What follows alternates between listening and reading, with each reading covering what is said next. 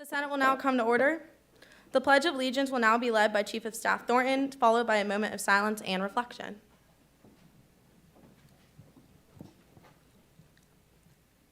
I pledge allegiance to the flag of the United States of America and to the republic for which it stands, one nation, under God, indivisible, with liberty and justice for all. Please remain standing for a moment of silence.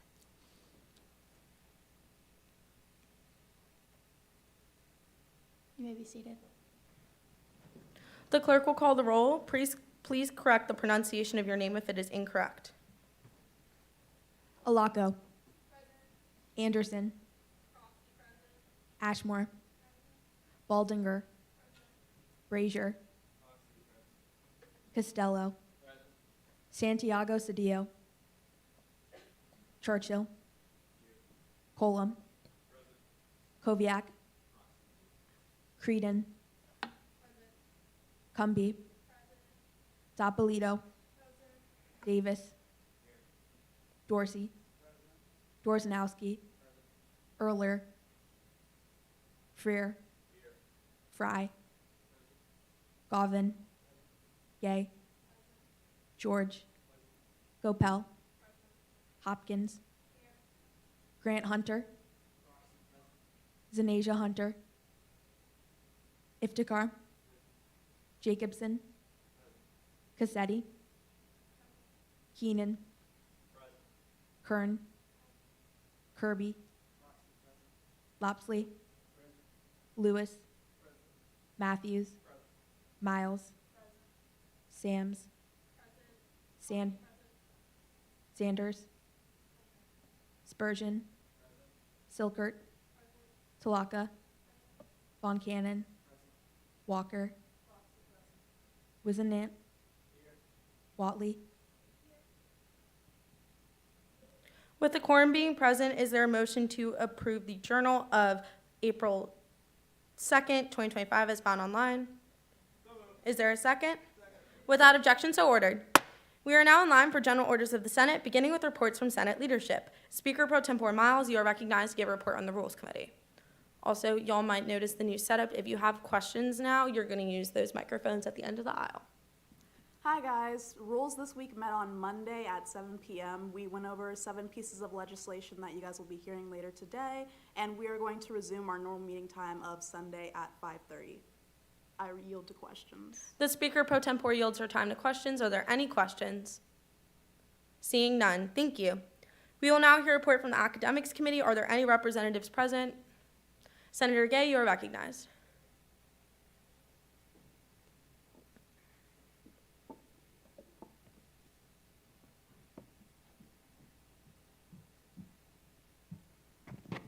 Hi, y'all.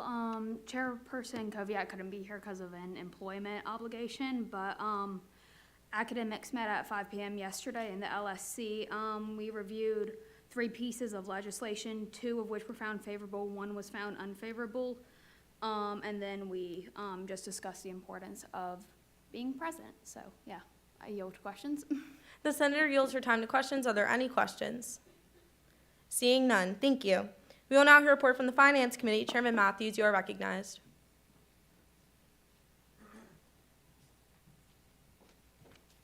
Hey everybody.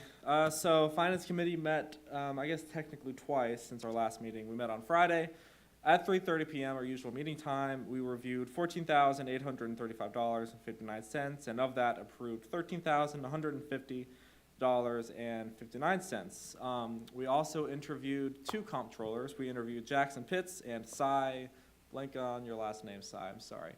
But we approved them both. They're both very great candidates, and I will say, we interviewed 11 candidates for comptroller, and though we denied one, I will say this is definitely the best crop of nominees that we've had. I guess I've only been here this is my 2nd year, but they have all been very outstanding, and so I commend Ashley for that. That's good stuff. I don't actually see her.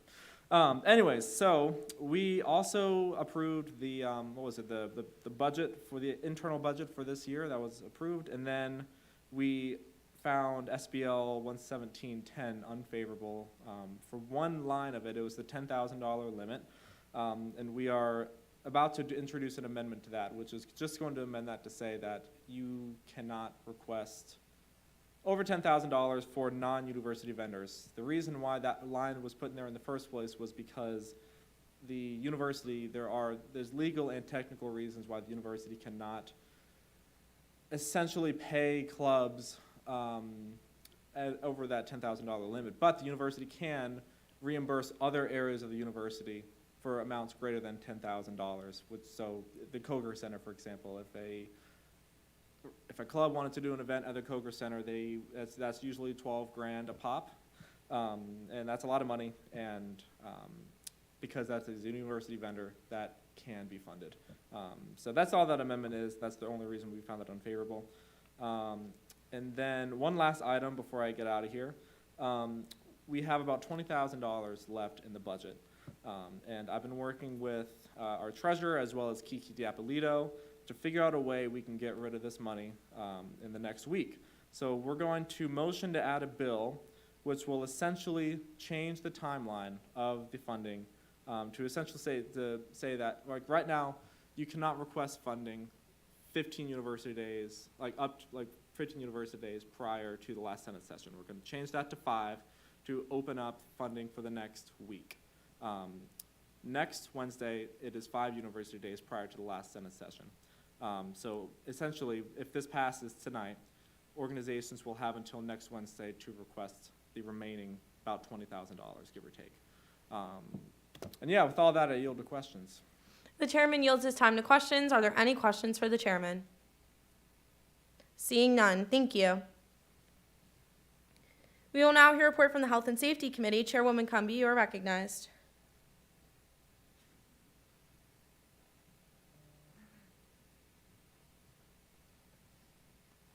Hey y'all, hope y'all had a good week. We were pretty busy last Friday. We went ahead and conducted the 3 interviews for the following positions: Secretary of Health and Wellbeing, and that nominee is Aretha Rema Murphy. I think she's out there in the crowd.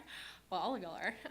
But Secretary of Safety and Transportation, which is nominee Sydney Musgrave, and then also Secretary of Campus Wellness, which is nominee Mina Sawani. And then we just finished our interview with Student Life, and that was the Secretary of Disability Services, and that nominee is Sophia Sambrowski. All of them were found unanimously favorable, which was really exciting. They all really killed it. If y'all have any questions, feel free to ask me, but yeah, they were really qualified, really good. And then we also elected our vice chair, which is Lexi Baldinger, wherever she is. But yeah, so super excited to work with her. And then finally, we voted on SBL 11709. That was found unanimously favorable. And yeah, I yield to questions. The chairwoman yields her time to questions. Are there any questions for the chairwoman? Seeing none, thank you. We will now hear a report from the Judiciary Committee. Chairwoman Diapolito, you are recognized.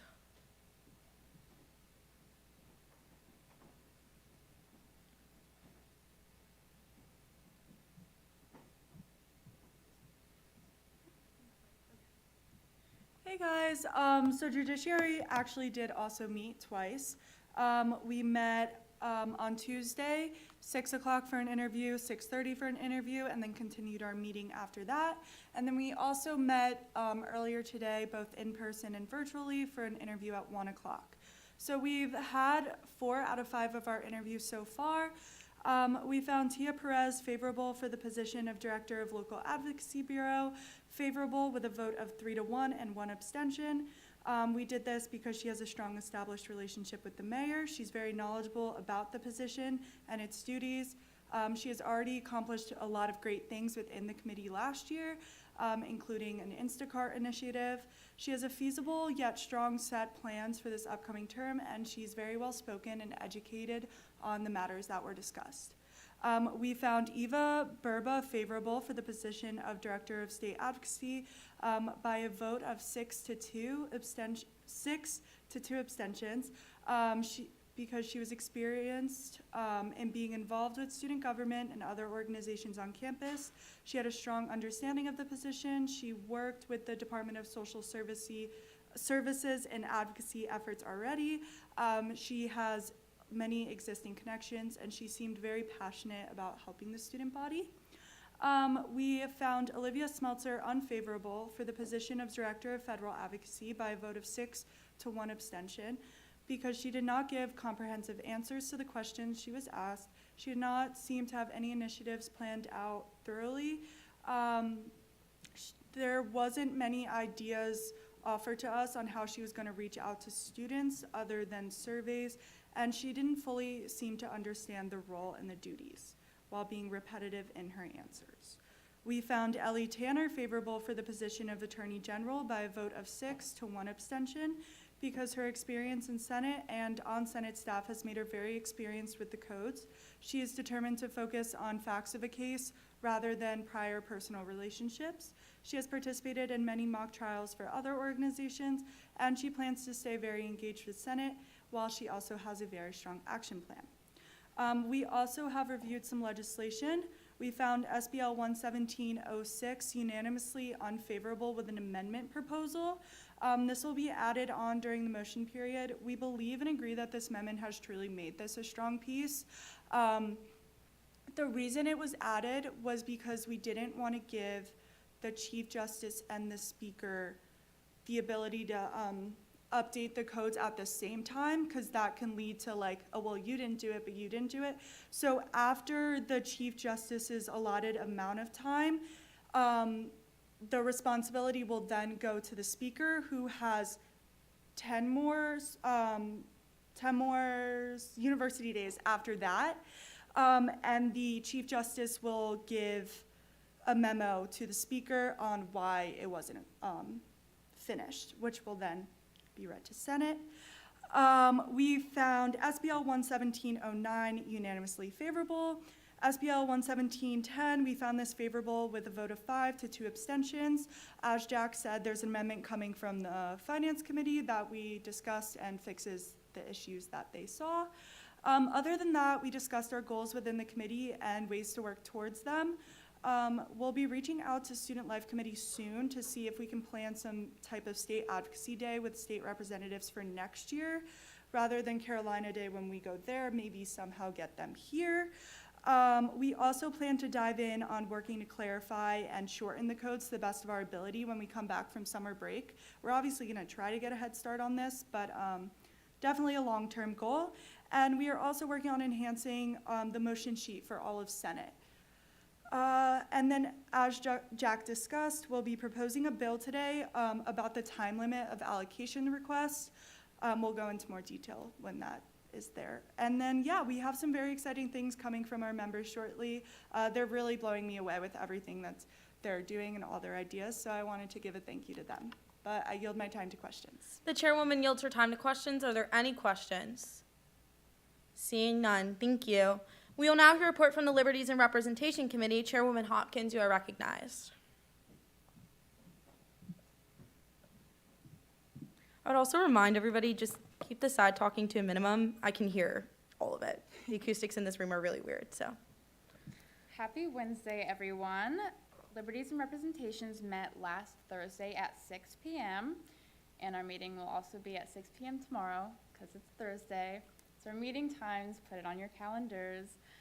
We talked about a lot of initiatives we want to start doing, including at the beginning of the next semester after summer, we want to look into doing an International Students Welcome Bash, which I think would be a lot of fun and aligns with the goals of our committee. And then today, just before Senate, we conducted an interview for the position of Secretary of Liberties and Representations. That was with Anaya Gibson, and she was found unanimously favorable with a vote from 5 to 0, obviously. And we thought she was very overly qualified. She had a very achievable action plan, and we look forward to working with her. So yeah, I yield the remainder of my time to questions. The chairwoman yields her time to questions. Are there any questions for the chairwoman? Seeing none, thank you. We will now hear a report from the Powers and Responsibilities Committee. Are there any representatives willing to speak? Vice Chairman Dorsey, you are recognized.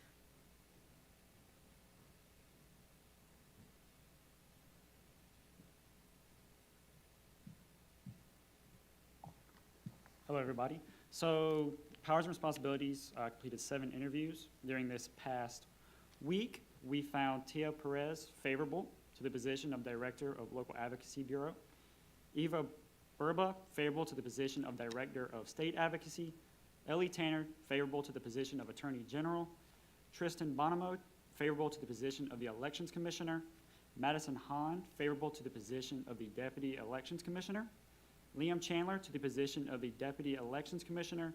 And then we had one unfavorable. We found Olivia Smeltzer unfavorable to the Director of Federal Advocacy by a vote of 2 favorable to 9 unfavorables. The reasoning behind that is the committee would have liked to see more in-depth responses, initiatives, and more thought concerning the role, a more specified action plan with details, and we would also like to see more elaboration, either verbal or written, in terms of specific ideas and goals. And then lastly, we would have liked to see more acknowledgement of the differences from the city level to the federal level in terms of advocacy. We had one interview be rescheduled, and that would be London Patel to the position of Secretary of Government Relations, and we will conduct that interview on April 15th. Regarding legislation, we found Bill SBL 11705 favorable to a vote of 7 to 2. We found SBL 11707 favorable, and then SBL 11709 also favorable.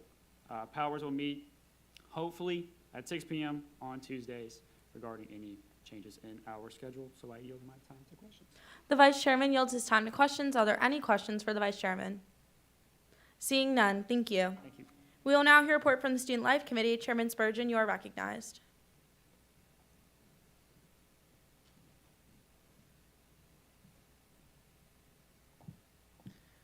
Hi, everyone. This week we met on Monday to discuss legislation and further initiatives.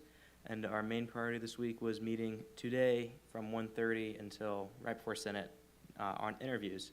We found Jordan Cooper unanimously favorable to the Secretary of Student Services, Ella Conister favorable to Secretary of Greek Relations, Sam Feldman favorable to Secretary of Athletics, and Peyton Tumblin favorable to Secretary of Community Relations. And we found Shivani Patel unfavorable to Secretary of Veterans Affairs. I yield the question. The Chairman yields his time to questions. Are there any questions for the Chairman? Seeing none, thank you. We will now hear a report from the Sustainability Committee. Chairwoman Gopal, you are recognized. Hi, everyone. Happy Wednesday. So Sustainability met on Monday, which we interviewed the Secretary of Sustainability, Moretta Rope, and found her favorable from votes from 4 to 0. She was very good and an amazing action plan, so super excited to see what she does and work with her. We also reviewed SBL 11709, found that favorable from 4 to 0 votes as well. I met with the head of sustainability from the RHA, and they actually have their own Senate, which I thought was really cool, so I will be attending their Senate. It's Monday at 7:30, which is right after our meeting time. So we're going to be planning to partner with them and push initiatives with them, probably starting after the summer, because I think they're kind of dying down with some of their initiatives. I have a meeting with Sustainable Carolina this Thursday, a meeting with Larry Cook April 29th. And then we decided not to push for legislation this semester just because it's kind of hard to go through with sustainability initiatives with only 2 weeks left. But once we come back from summer break, we will definitely push for that. And with that, I yield my time to questions. The Chairwoman yields her time to questions. Are there any questions? Seeing none, thank you. We will now hear a report from the Freshman Council. Are there any representatives from the Freshman Council present? Seeing none. We will now hear a report from the Constitutional Council. Chief Justice Buchmeyer, you are recognized.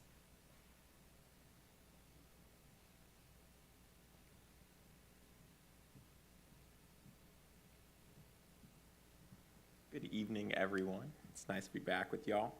I actually do have a couple announcements today. One, we got the codes and Constitution updated. I know some people will be very excited about that. I would say, having updated all of that, I would encourage everyone, there's kind of a standard notation used in most, government where you have explicit strike-throughs and then strike-throughs for what's getting crossed out and then underlines for additions.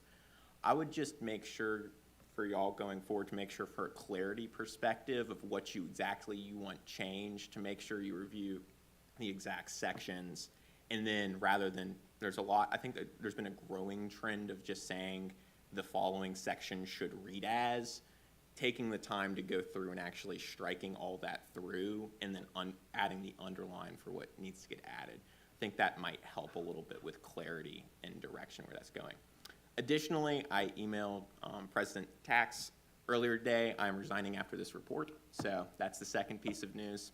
And with that, I'll yield to questions. If anyone's got any questions on codes or anything else before I... The Chief Justice yields his time to questions. Are there any questions? Seeing none, thank you for all your years in the role.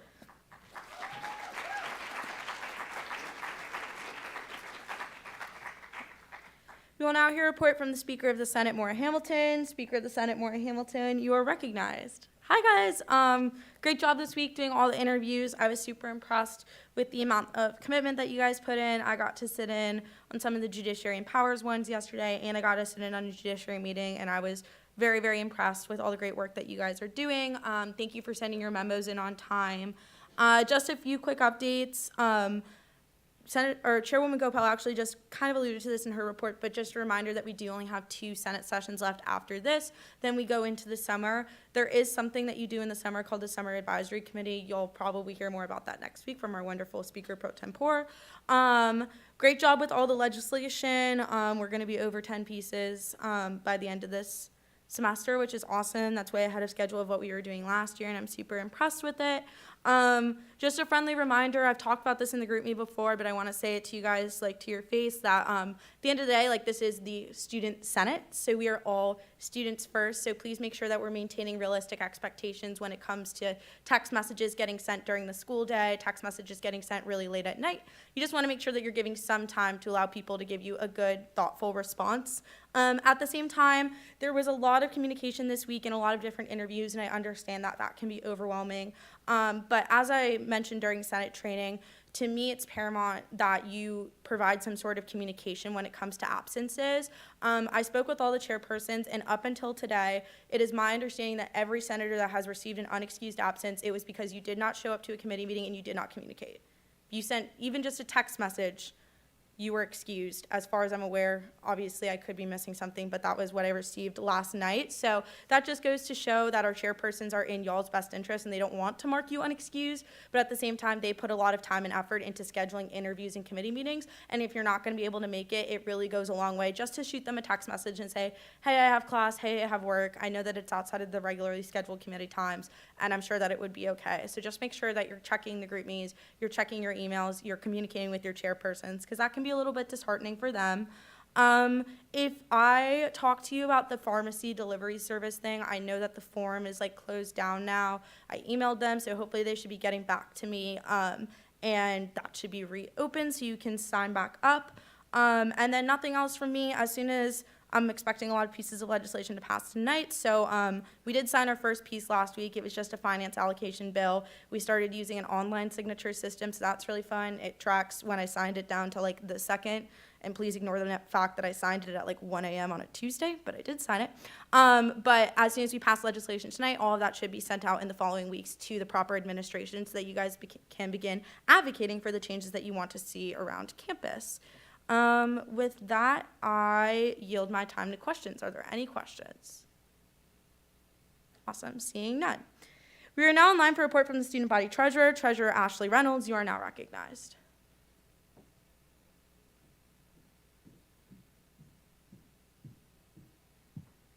So we do have a little bit of a long one today, so I apologize in advance.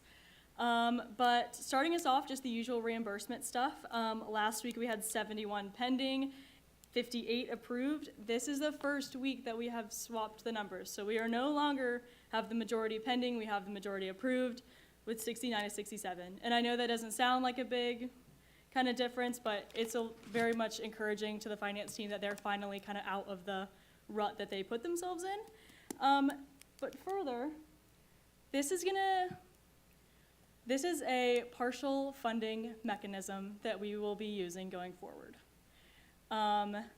It is called the Student Organization Engagement Point System. It's currently being used by the sports clubs, so we've been benchmarking them to understand kind of how this is going to work for us. So what is the intent behind this? So what when we think about it, was the original intent of giving student government money to allocate. It was a fully funded event, and that we're used to, but that was not the intent, and that's not how the university foresees us using that money. They foresee us using it as assistance. And I just kind of put the quote in there, which is specifically what our money is supposed to be. It's supposed to be assistance. Here's some data for you guys that we got. So I excluded this year because we had just an enormous amount of money, and so it was kind of different than all the years that we've seen past.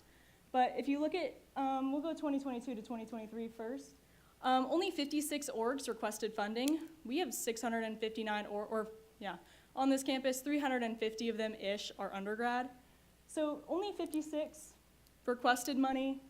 Only 37 of them received over $1,000, and then 11 of them received over $5,000. Moving on to the next year, only 58 requested money, 31 received over $1,000, and 15 received over $5,000, 11 of them being the exact same organizations. So both of these years we ran out of money swiftly, and then, like I said, we have over 350 organizations at this university that we can fund, and it looks like we're only funding about 50 or 60. Just some things to consider going forward. How does funding and finance work in the real world? Do you walk up to a bank and you're like, I'm throwing this event and I want you to fund the whole thing, or I filled out my forms the right way, now you're required to give me all the money that I asked for? Not necessarily. And why does student government consistently allocate almost 50% of our budget to the same 15 organizations every year? We're meant to fund everybody and assist in everybody in the ways that we can. And then, are the events that we're funding beneficial to the entire university and Carolina community as a whole? So, what is the purpose of this? The purpose is to encourage engagement on campus and in the community to receive funding. So, it is to encourage active participation, accountability, collaboration. It rewards involvement. It rewards community service, organizational development by allocating points, which I'll get into, that correspond to the amount of money that you're eligible for from student government. So it'll be operating in a tier system, and so you can see we have garnet, black, gold, silver, and bronze. So these are the amount of points. Actually, the top one's wrong. It'll be 70 and above. I just didn't change it. Points that you've received to the amount of money that you will be allocated. So let's say you request $1,000. You're on silver tier. The max that you can receive from student government is 20% of $1,000. Continuing. Ways you can earn points. This is what we have right now. We're open to more suggestions. If you're thinking to yourself, hey, I know something that the organization throws every year and we can never get attendance, great incentive for organizations. Attendance at Treasurer's Workshop and attendance at mandatory trainings put on by the LSC starting next year automatically gets you into the eligible for funding category. Attendance at additional Treasurer's Workshops or additional trainings, submitting your reimbursements on time, since we've had kind of an issue with students not responding swiftly. Updating your organization on Garnet Gate, going to service Saturdays, attending Student Senate to know what's going on in your university, and then meeting with a member of my staff are kind of what we have right now. We're open to suggestions moving forward. If you want to go to the next one more. Yeah. And then this is just a disclaimer we put on the end. Just because you are only eligible from 20% from us does not mean 20% is all that you can get. Just like in the real world, there's not only one bank, right? There's not only one funding source. There are grants, scholarships, now SOFAB, us, the university, departments within the university, schools within the university. There are lots of places students can go for funding and organizations can go for funding. So this is not us saying this is the one-all, be-all. You are literally only eligible for 20% of what you request. There are many places that people can go to receive funding. So we are not taking organizations out of the running. They will still be able to have the events they want to have. It just might not all come out of our budget. And so, like, this is just an example I threw in there. It's not updated. I updated it right before I got in here. But let's say you're on the black tier. Black is 50%.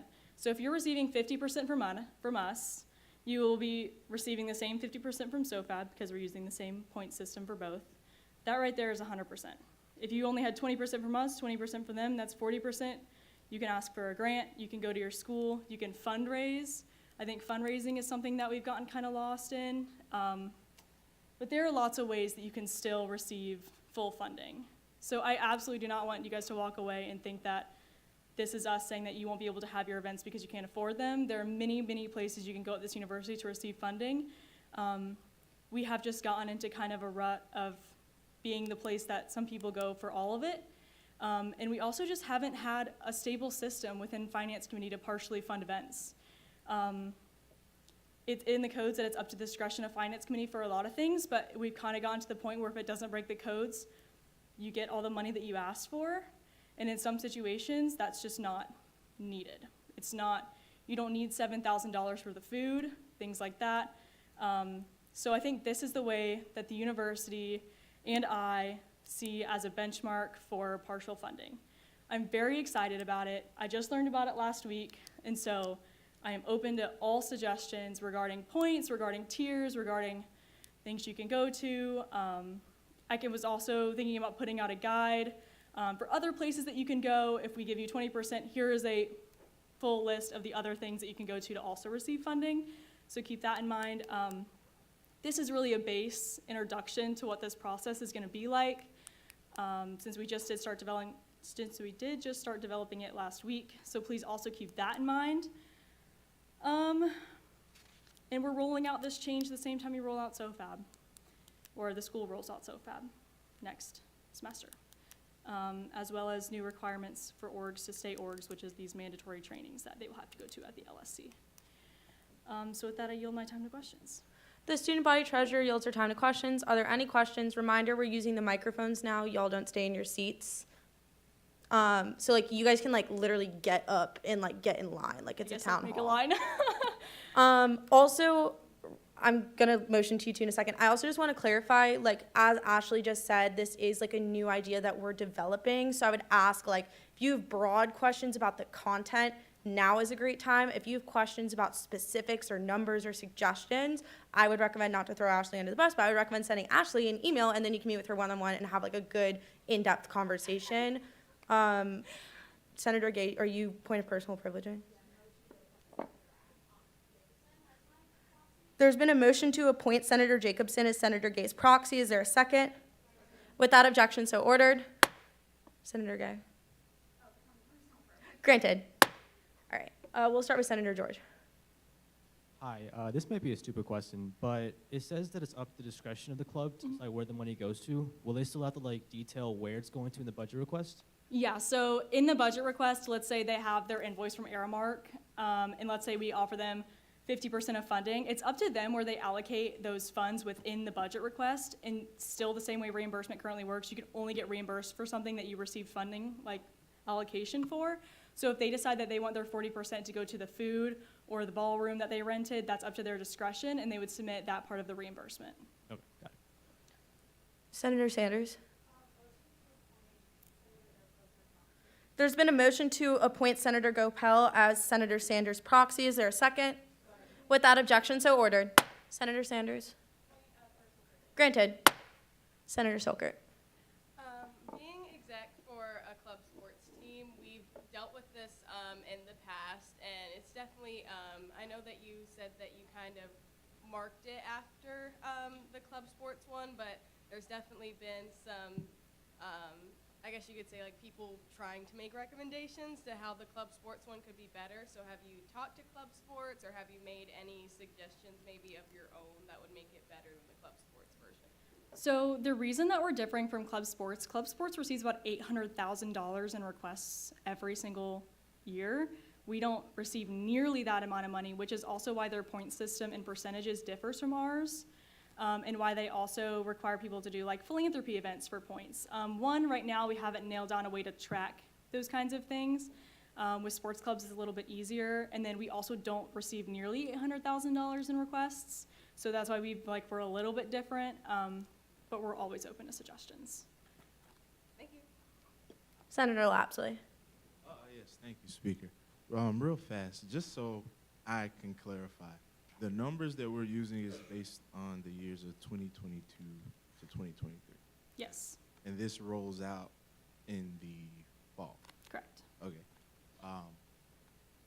So is it, you can let me know or not, are we trying to get more to a like a crypto type deal, like a credit system, or like what are we kind of doing Not necessarily a credit system. using like real world method? More, I think we're just trying to teach students and organizations that there are other ways and avenues to receive funding. And we've also just been really looking for a solid way to allocate partial funding, since it has been kind of up in the air and hard, and it's up to discretion, and then we include bias, and it's become kind of a hard thing. I feel like this is on paper.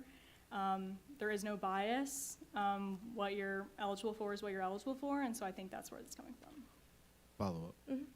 So will this system be integrated into the Chapter 3 code some kind of way? This will not be codified. So So this is won't coming be from, codified. this will not be codified, no. Okay. Okay. Hey, you.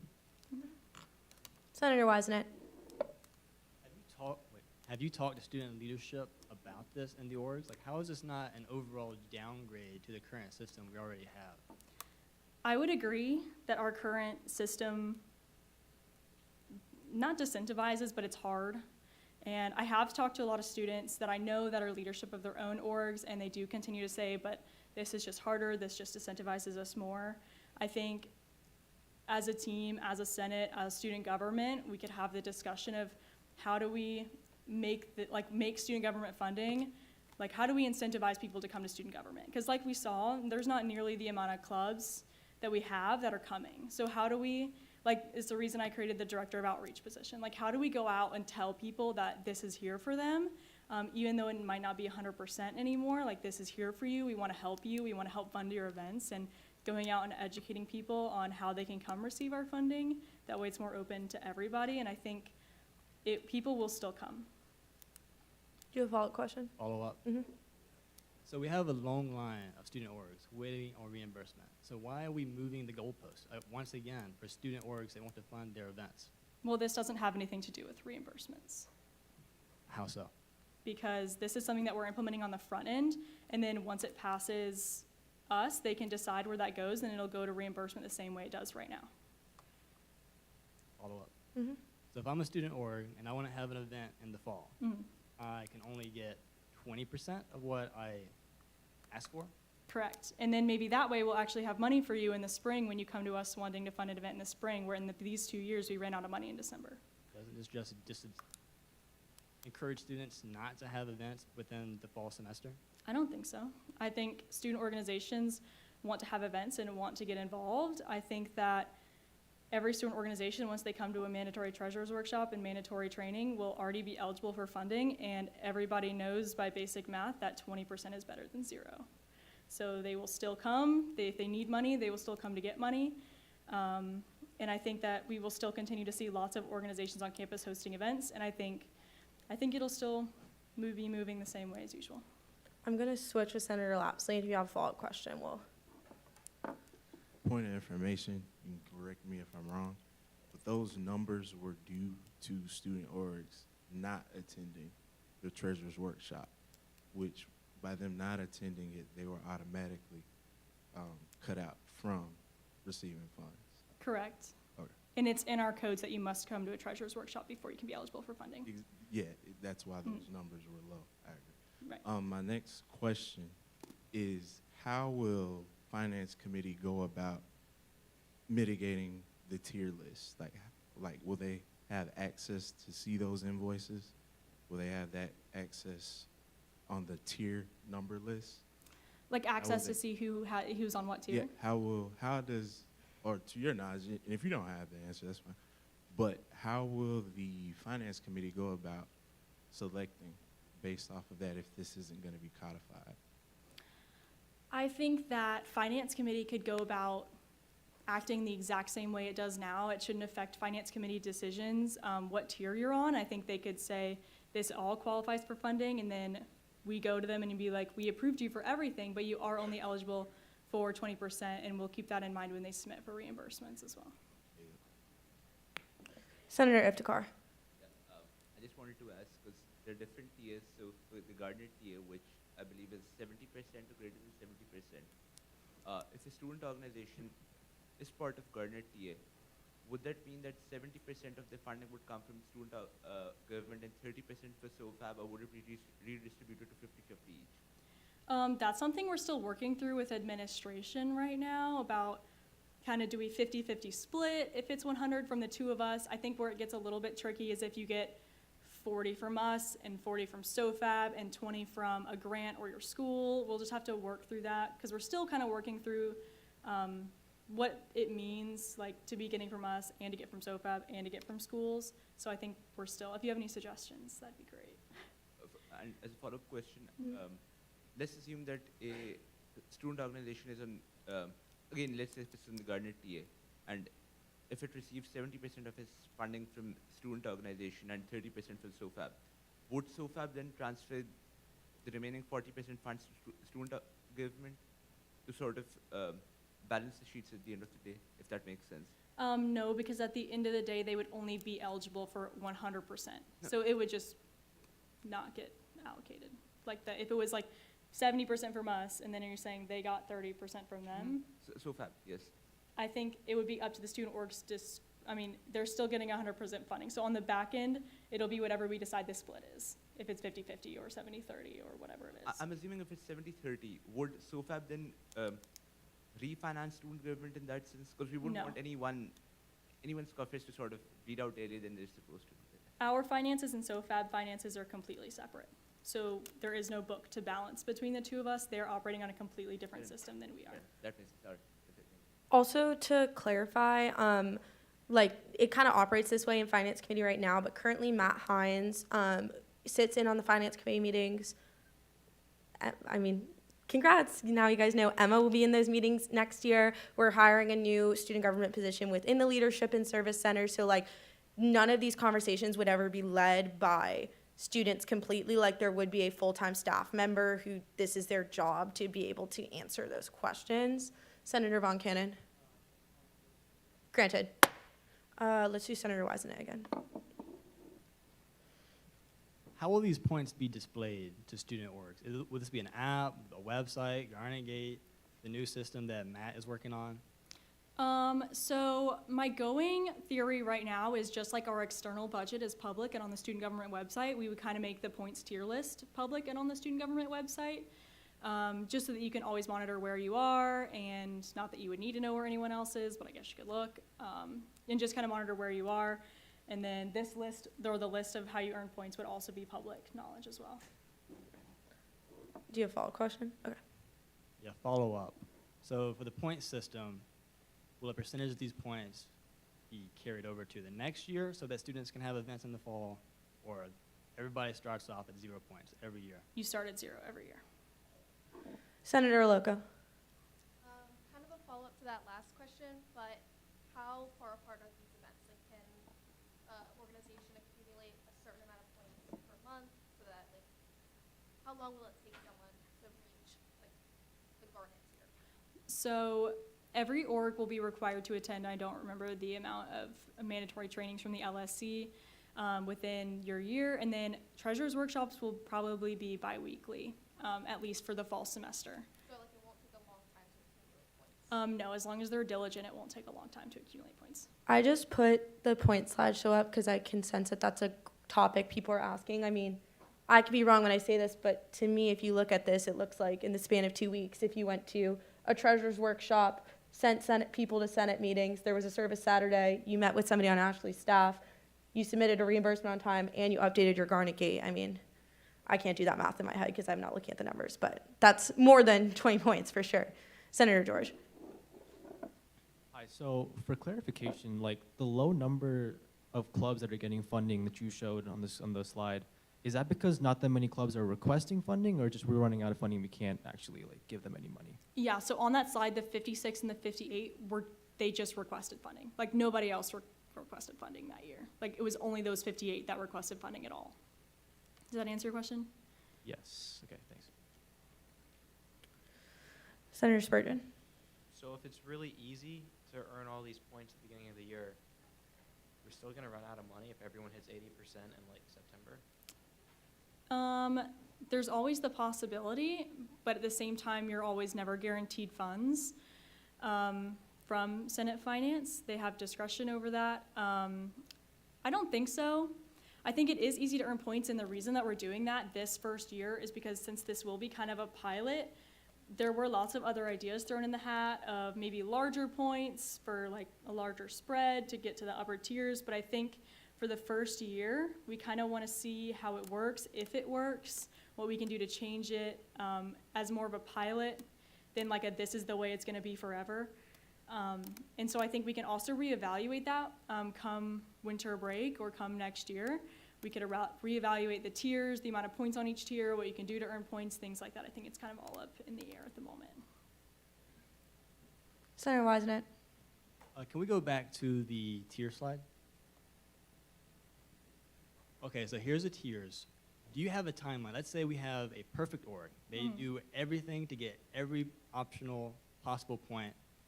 What's the timeline that they'll reach Garnet? Will they reach it before spring break? Well, so like I said, it's like 70 points for the top tier. I forgot to switch it when I sent her my updated deck earlier. Well, if we go back to the points slide. I feel like Vanna White. You come to your treasurer's workshop as the first week of class next semester during syllabus week, and you bring 5 of your officers. There's 20 points right there. You have to go to 3 trainings. Let's say you go to all 3 of them. That's, 45 points on additional to your 20. So you're already at 65 points, and you haven't updated anything in Garnet Gate. You haven't been to a Senate. You haven't been to Service Saturday. You haven't met with my staff. So I think you could get there quickly within the first 3 months of class. And the reason we're doing it like that, again, is because this will be acting as a pilot program. So we want to see kind of what it's going to look like in practice. Senator Jacobson. Hi. Could we go back one slide, please? Back or like Or forward? just back one. This one? Yeah, that slide. So the 70%'s there, or the 50, 40, 20, that's from of how much money they requested or how much money they were approved of? How much money they were approved of. Approved of. Yeah, Okay. sorry, I had to think about that for a second. Because if you request $10,000, but you know half of it won't get approved, and you just want 50% of what you requested, that could easily be a way to cheat the system, and we wouldn't want that. But most of the stuff, the SOFAB stuff will get funded, basically, most of the time. And the Finance Committee things are a lot harder to get funded. So is there a system where it's balancing out, you get some from Finance Committee, and then the rest is the SOFAB, plus all the rest of the stuff, because you're not 100% sure what's going to get funded in Finance Committee?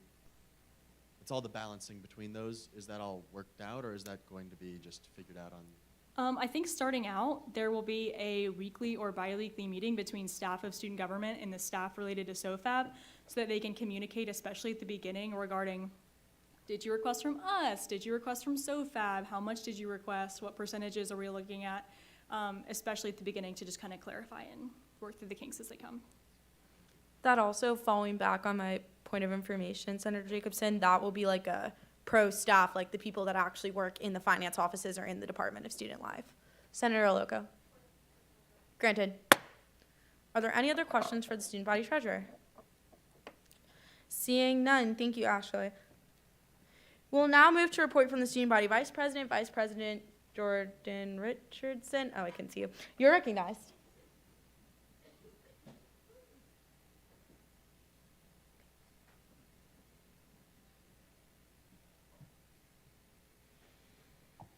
Hi, everyone. I do not have a long presentation today. So pretty quickly, me and Emma recorded our first episode of Inside of 1801 today in the 3rd floor. So hopefully that should be out in the next week or so, which is really exciting. Safety walk, unfortunately, probably won't be happening this semester just because of our time constraints. USCPD cannot do it the time that I wanted to, and I can't do the time when they wanted to, so we're probably just going to push it back to next semester. And please make sure y'all all in the Garnet Gate. I'm still in the process of getting everybody in, so if you're not in the Garnet Gate, please reach out to me. And also make sure you're in the SG group me. Yeah, I yield to questions. The student body vice president yields his time to questions. Are there any questions? Seeing none, thank you. If you aren't in the Garnet Gate, check your school email because I sent everyone in here an invitation to join. We will now hear a report from the student body president. President Courtney Tax, you are recognized.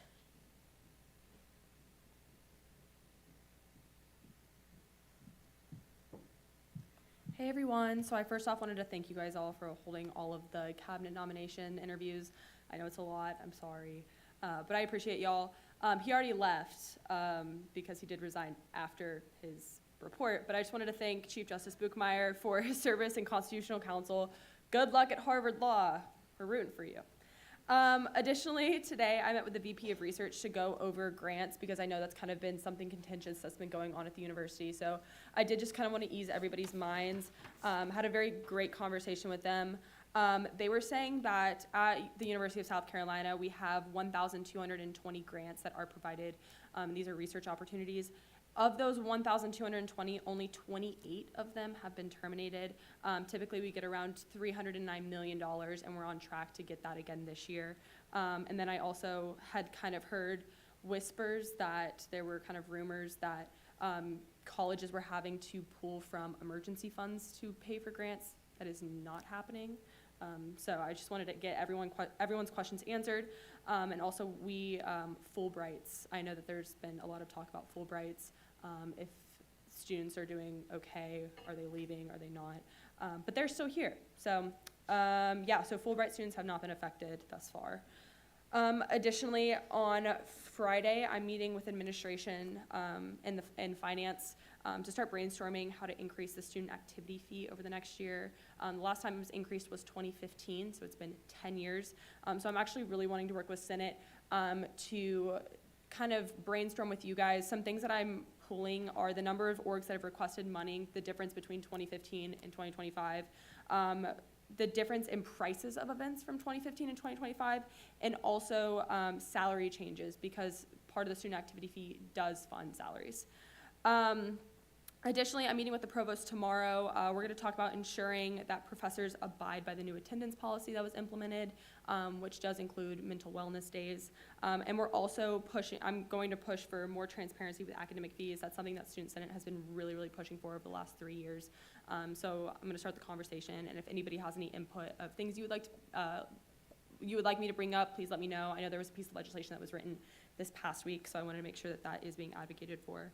On a more fun note, when I was in Tampa, we went to James Raymond Stadium, and one of the really cool things there is they actually had sunscreen dispensers. I feel like there are two main issues when you go to a football game. One, students aren't hydrated. Two, students are getting burnt. We fixed the hydration part, but I'm working with Michelle Dodenhoff to actually find sponsors to implement that into Williams-Brice and Founders Park. So if you are prone to getting burnt, sunscreen dispensers. Additionally, I'm meeting with USCPD on Monday, and we will be discussing traffic safety and nightlife safety. And just a reminder that we will be having SG-wide on Tuesday from 6 to 8. It'll probably be more like 6 to 7:15. And that's either going to be on the Horseshoe. If it's on the Horseshoe, it's bring your own blanket, and we're going to have a fun little get-together. And then if not, it's going to be on Davis Circle. But that's just a fun time to meet everybody, do a little bit of cross-branch collaboration before we leave. And with that, I yield my time to questions. The student body president yields her time to questions. Are there any questions? Microphone. Also, to clarify two things, first off, SG-wide is codified to be mandatory for senators. It will be the same absence policy. We'll go over that later. Second off, for my new senators, the student activity fee is what pays for everything student life. So everything from student life employees' salaries to the student government fund, that is all the student activity fee, and you pay that semesterly. Senator Wisenet. How many students have reached out to you expressing that they want college to be more expensive than it already is? Not a lot, but students have also complained about Russell House. Students have complained, I've heard a lot of you guys complain that we don't have enough funding for student organizations, that we run out too quickly. That's funded by the student activity fee. You hear from student affairs employees that they would like a livable salary. That's out of the student activity fee. So even if it's not, you want college to be more expensive, and I want to also emphasize that this is not, students pay $87 a semester. This would be an increase between $50 to $75, so it's not an extreme increase. If you look at your tuition, you'll find that the third-party vendors, specifically for housing and meal plans, those go up a few $100s every single semester. This is specifically for student experience, student organizations, staff. Russell House, $2 out of the student activity fee goes to Campus Rec, of all places, even though that they have their own fee. So this increase is not going to be a lot, but it's going to have a massive impact. Microphone. Next Tuesday from 6 to 7:15. So that's SG wide. Yes, SG wide. Any other questions? Awesome, seeing none, thank you. Thank you. We are now in line for special orders of the Senate. Are there any letters, petitions, appointments, applications, or other the clerk will now read? A communication from the Office of the Student Body President regarding the nomination of cabinet positions. Secretary of Religious Affairs, Maxwell Eisenel. The nominee is referred to the Student Life Committee. Continuing on with the special orders of the Senate, are there any letters, petitions, appointments, applications, or other the clerk will now read? A communication from the Office of the Student Body President regarding the nomination of Government Relations Member, Director of Federal Advocacy, Olivia Smeltzer. The nominees or the nominee is referred to both the Judiciary and the Powers and Responsibilities Committee. Continuing on with the special orders of the Senate, are there any letters, petitions, appointments, applications, or other the clerk will now read? A communication from the Office of the Student Body President regarding the nomination and creation of discretionary cabinet positions, Secretary of Alumni Affairs, Harper Rice, Secretary of IT and Infrastructure, Pearson Dillon, Secretary of Transfer Student Affairs, Bradley Gittens. The nominees are referred to the following committees: Secretary of Alumni Affairs, Student Life Committee; Secretary of IT and Infrastructure, Student Life Committee; Secretary of Transfer Student Affairs, Academics Committee. Continuing on with the special orders of the Senate, are there any letters, petitions, appointments, applications, or other the clerk will now read? A communication from the Office of the Student Body Vice President regarding the appointment and creation of staff positions, Chief Advisor, Involvement Coordinator, Internal Outreach Coordinator. Received. Continuing on with the special orders of the Senate, are there any letters, petitions, appointments, applications, or other the clerk will now read? A communication from the Office of the Student Body Vice President regarding the appointment of team members, outreach team members, communications team members, programming team members. Received. Continuing on with the special orders of the Senate, are there any letters, petitions, appointments, applications, or other the clerk will now read?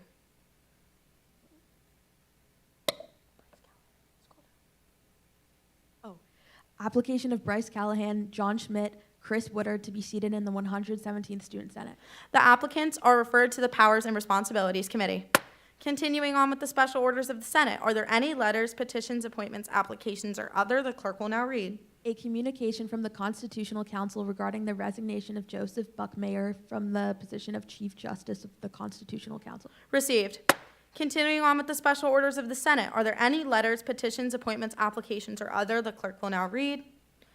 Seeing no more special orders of the Senate, we are now in the motion period. Are there any motions on the floor at this time? I am going to ask, in the interest of time, if you are confirming a nominee, so a chairperson or somebody doing it on a chairperson's behalf, please let's do those motions first, because then we'll suspend the rules and allow them to take their oaths of office, and then we will continue with the normal motions of Senate.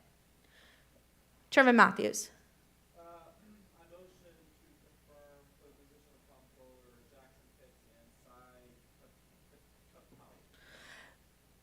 The question is of the approval of the nominees to the position of Comptroller and Block. Is there a second?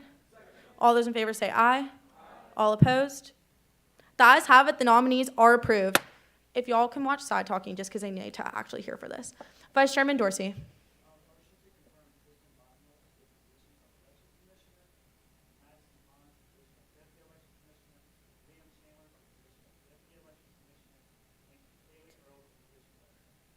All right. The question is of the confirmation of the nominees to the position, their respective positions and block. Is there a second?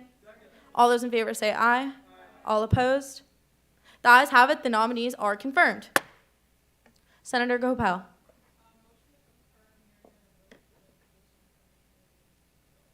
All right, there's been a motion to confirm Marietta Rope to the position of Secretary of Sustainability. Is there a second?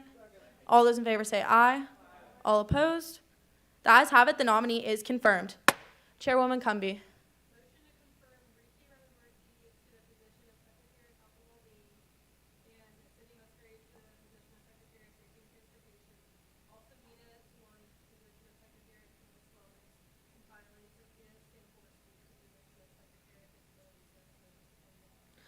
The question is of the confirmation of the nominees to their respective positions and block. Is there a second? All those in favor say aye. All opposed? The ayes have it. The nominees are confirmed. Chairwoman Hopkins. There's been a motion to confirm Anaya Gibson to the position of Secretary of Liberties and Representations. Is there a second? All those in favor say aye. All opposed? The ayes have it. The nominee is confirmed. Chairwoman Diapolito.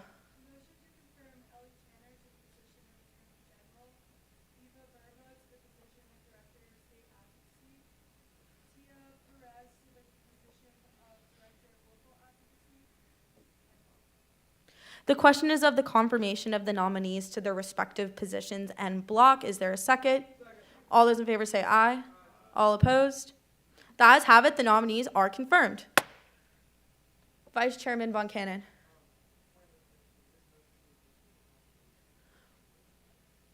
Technically, it's for anything. I am asking that we finish the confirmations first, just so we can suspend the rules, have them be sworn in, and then we'll do everything else. Does that make sense?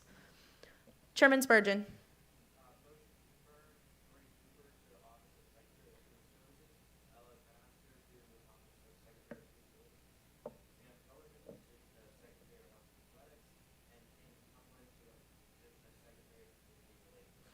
The question is of the approval of the nominees and block. Is there a second? All those in favor say aye. All opposed? The ayes have it. The nominees are confirmed. Chairwoman Diapolito.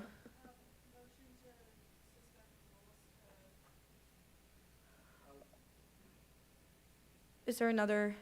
Chairman Matthews?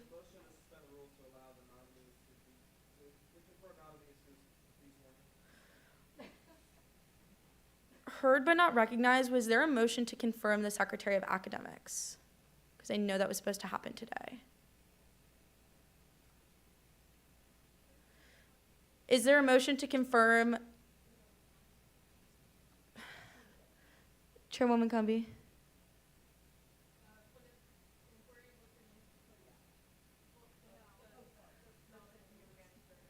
Senator Jacobson?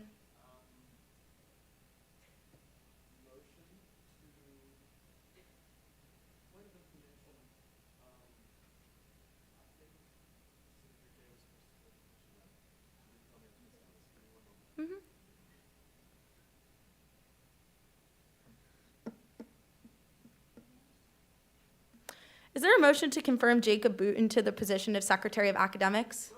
Is there a second? All those in favor say aye. All opposed? The ayes have it. The nominee is confirmed.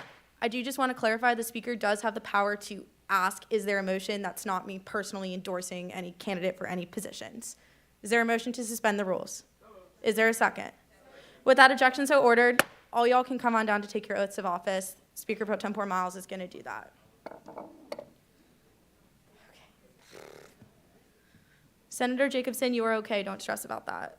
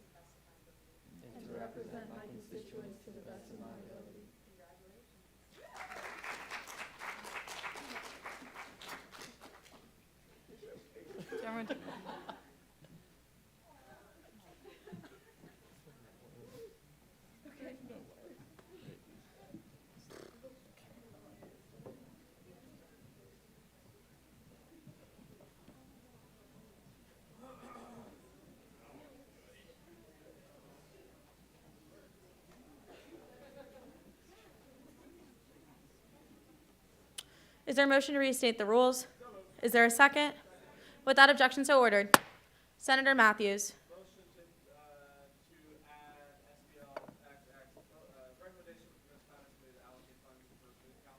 There's been a motion to add the recommendation to permit the Finance Committee to allocate funds to the first reading calendar. Is there a second? All those in favor say aye. All opposed?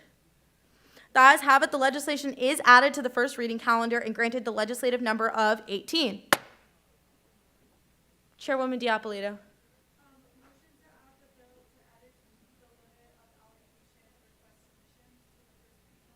There's been a motion to add the bill pertaining to allocation request submission timelines to the first reading calendar. Is there a second? All those in favor say aye. All opposed? The ayes have it. The legislation is added to the first reading calendar and granted the legislative number of 19. Senator Cassetti.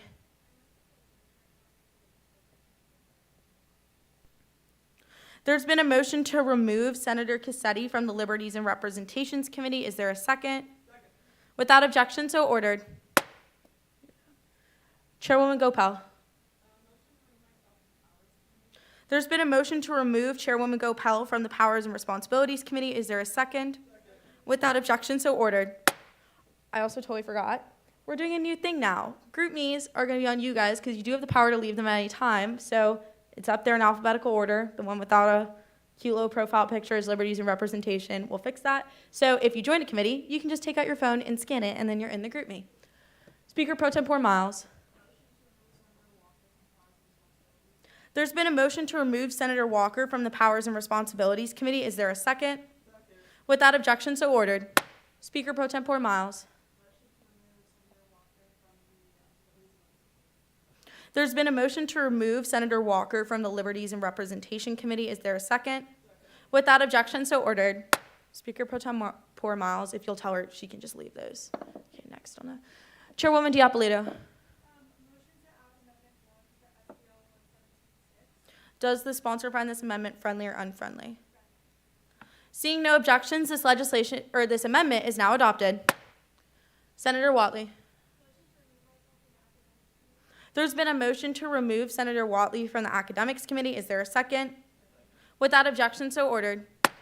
Senator Baldinger. There's been a motion to remove Senator Baldinger from the Powers and Responsibilities Committee. Is there a second?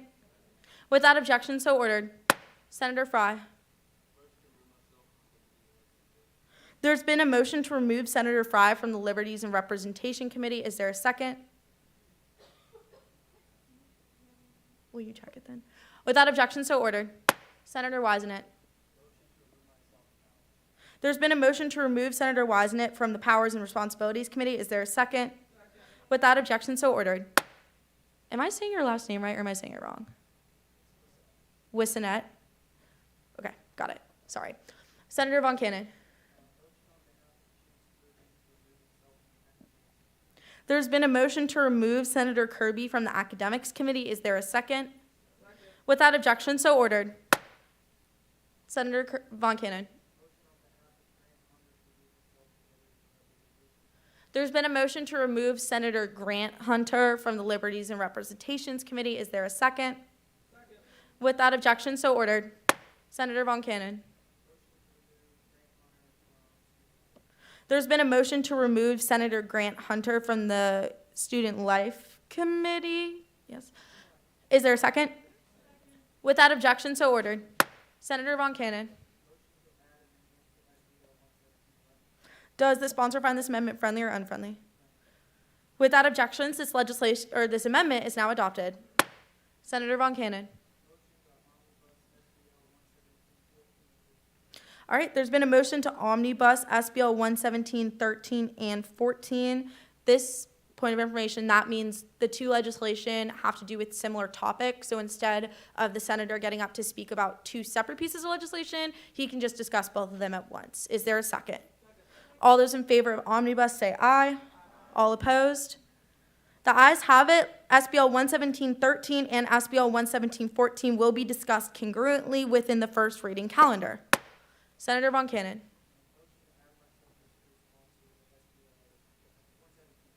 There's been a motion to add Senator Von Cannon as a co-sponsor to SBL 117-12. Is there a second? All those in favor say aye. All opposed? The ayes have it. Senator Von Cannon is added as a co-sponsor to SBL 11712. Chairman Matthews.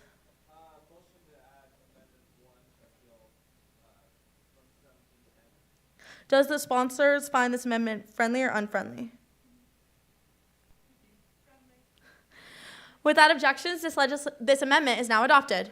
Senator Lapsley. 6 minutes. Are there any, heard but not recognized, or for recess for me to fix a thing? Are there any other motions on the floor? Okay. Seeing none, is there a motion to recess for 6 minutes until 6:51? So move, second. All those in favor say aye. All opposed? The ayes have it. We are now in a recess until 6:51.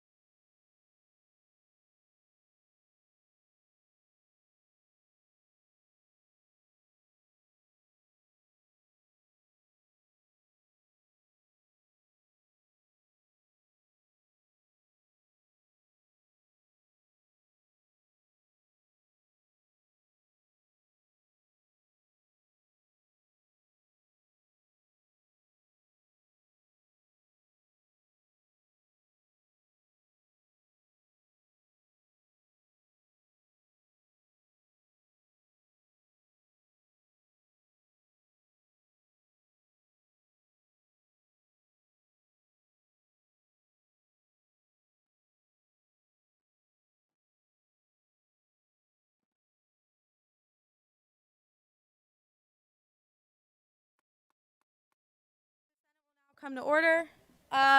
We're continuing with the motion period. Are there any other motions on the floor at this time? We're sure.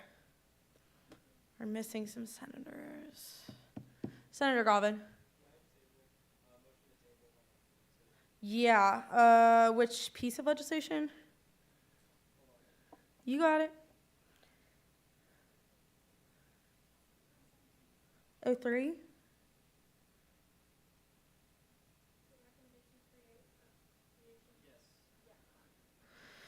For how long? Indefinitely, a period, or? Okay, there's been a motion to table SBL 11703 indefinitely. Is there a second? All those in favor say aye. All opposed? The ayes have it. The legislation is tabled indefinitely. Senator Jacobson.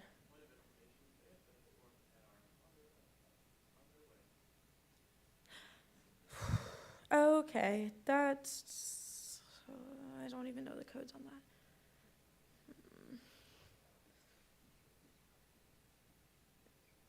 Like, how on their way are they?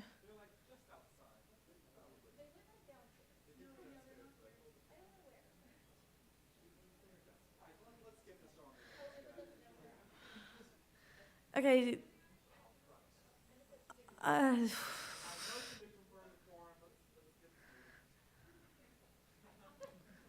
Okay, those senators, how many senators are missing? Just.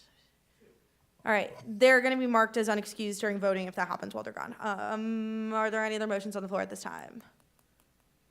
Seeing no more motions, is there a motion to dispense of this motion period? Is there a second? Without objection, so ordered. We are now on the call of the introduction of new legislation. The clerk will now read.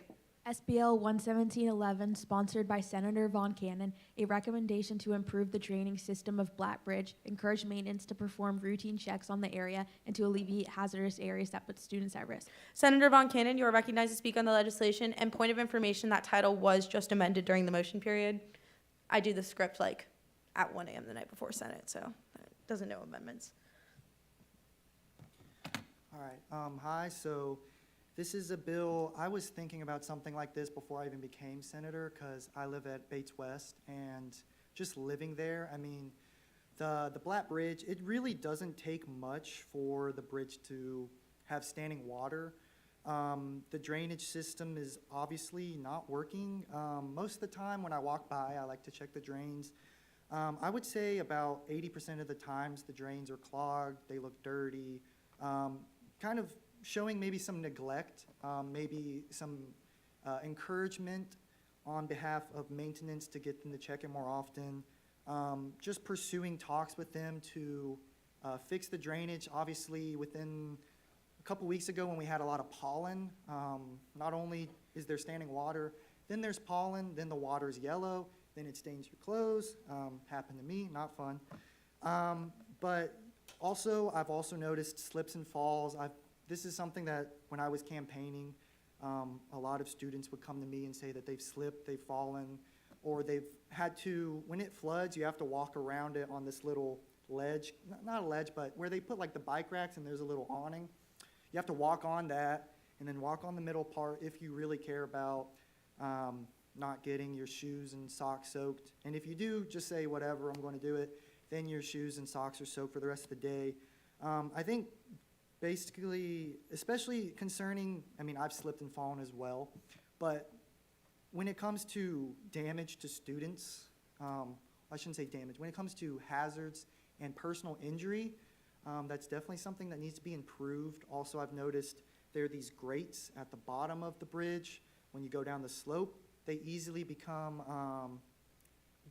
unlodged, and usually for about a week, they don't get put back because I don't know, I guess maintenance isn't really checking up on it. And it's also happened to me one time where you'll be walking and you don't expect the ground beneath you to just disappear, and one of the grates is unlodged, your foot gets stuck in there. So with this bill, I'm hoping to work with maintenance and communicate with them just how dramatic an issue this is, and work on ways to fix it and bring attention to the issue. I think that's bringing attention to it is one of the most important parts of it. So I yield my time to questions. The senator yields his time to questions. Are there any questions? Just a reminder, I know it's tedious, but questions are going to be asked at the microphones. I know. Guys, I promise you it could be worse. When my dad was on town council, open question forum would go for like 3 hours. Senator Collum. Okay, so my question is, have you communicated with relevant university leadership or administration regarding your legislation? I've looked on the university website to see who I could reach out on.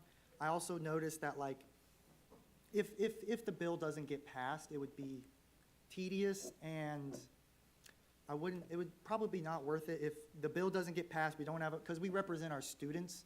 So for each of us, if we pass the bill, it's us representing our students, making a mandate saying this is something that need to be fixed. So then if the bill did get passed, now I am already looking at some of the numbers. I have a doc with some numbers and some contacts that I could reach out to, but I also wanted to get a general feel on if other senators feel like this is an issue so that I can further pursue it, yeah. Thank you. Senator George. Hi, are you open to amending this bill to include other areas of campus or just Black? I feel like other areas of campus, since this is a bill specifically with my knowledge of Blackbridge, since I'm around that area, and I've had constituents personally come to me about specifically Blackbridge. I know there are obviously tons of areas of campus that have horrible drainage. I mean, it's really a problem.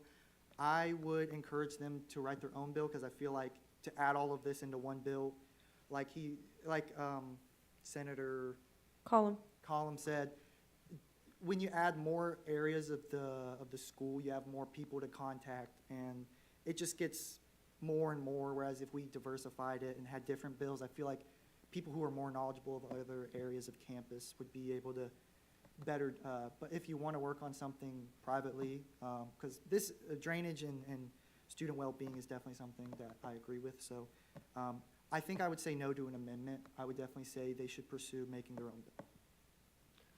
Also, point of information, I talked about this if you're in Judiciary Committee yesterday, but our school works on like kind of a unique financial system. So like different areas of campuses are financed by different budgets. So like that can also play a part. Like the money that would go to Blackbridge wouldn't necessarily go to fixing Gambrel.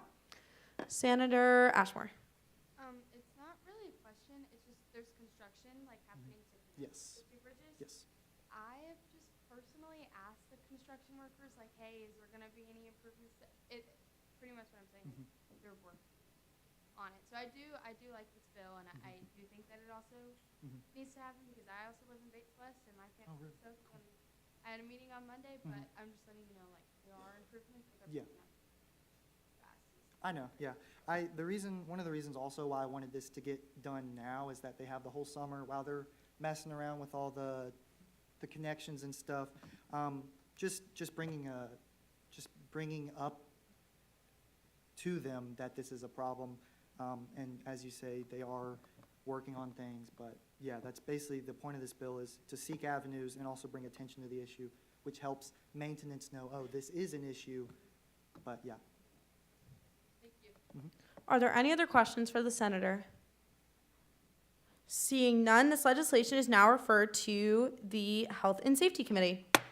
Continuing on with the call of new legislation, the clerk will now read. SBL 11712, sponsored by Senator Lewis, a recommendation to limit and remove unexpected class fees. Point of information, this was also amended to include Senator Von Cannon as a co-sponsor. The sponsors are recognized to speak on this legislation.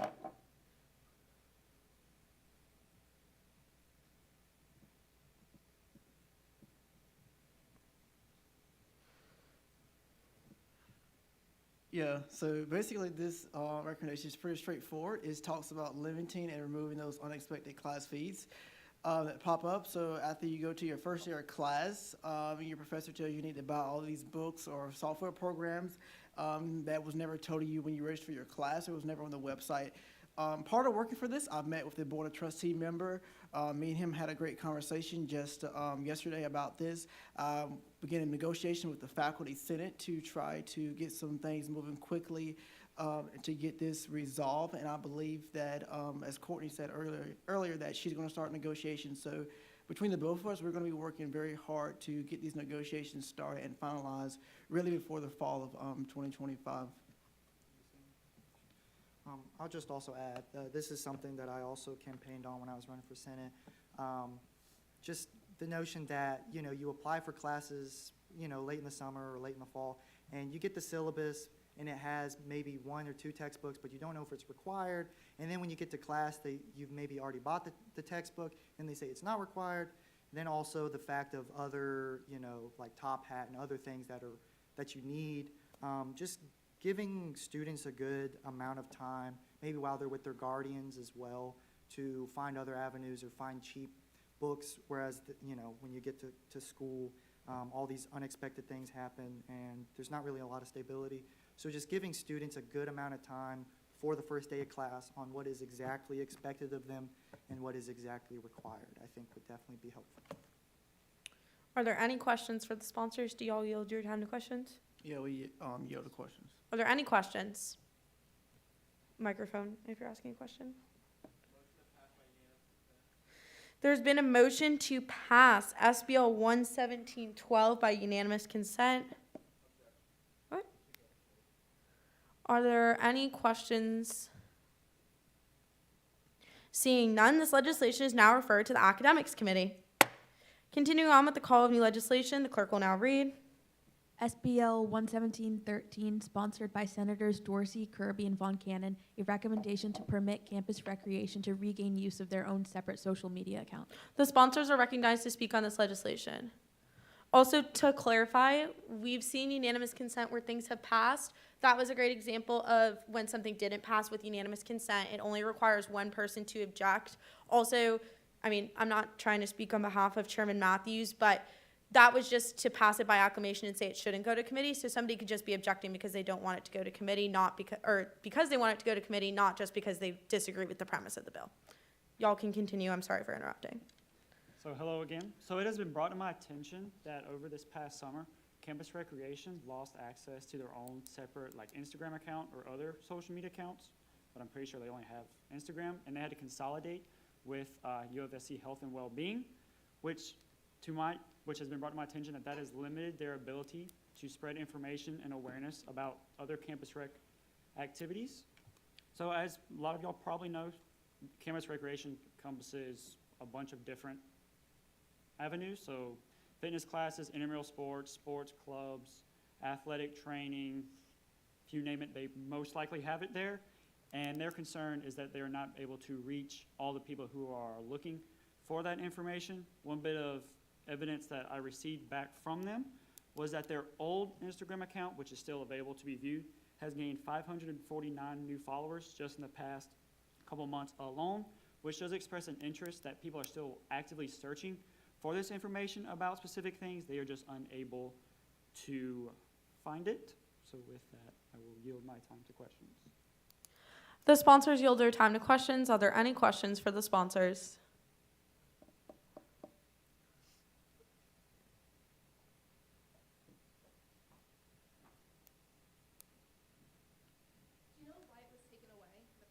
The university just wanted to consolidate all their information, or a lot of their stuff, just into a specific place because they didn't like having tons of separate USC accounts.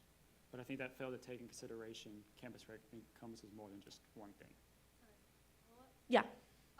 Is there like a website or something where this information is now posted, or is it only on that consolidated site? So campus rec still has their own Instagram account. They just don't update it as regularly. So like for an example, like at a special event that they could have coming up wouldn't necessarily be posted on their website. Okay, thank you. Are there any other questions for the senator? Seeing none, this legislation is now referred to the Student Life Committee. Continuing on with the call of new legislation, the clerk will now read. SBL 11714, sponsored by Senator Von Cannon and Chairperson Koviak, a recommendation to update the first floor of the Gambrell Hall building to include charging stations and outlets for students' devices. The sponsors are recognized to speak on this legislation. Hi, sorry, I'm up here again, and am I also able to speak on 15? Yeah, because these were omnibus. So the reason why these are together, one, having classes in Gambrell, there's, especially in that first floor hall area, there's like, I think about 4 wooden seats. It could seat 3 people, but it's kind of awkward because you're like elbow to elbow. It's just wooden, like 4 wooden seats in that whole Gambrell area that has, I say in my bill, 3 floors, a computer basement, 28 different classrooms. The minimum of a classroom is 16 to the maximum of 282. Multiple multiple students have classes in there, and some of them, like myself, I'm a poli-sci major, and I have back-to-back classes. So for the chargers and outlets, for the back-to-back classes, most of the time, if you have a class and then you have a waiting period, you need to recharge your phone, you need to recharge your computer, and in that first floor area, there's no outlets, there's no charging stations.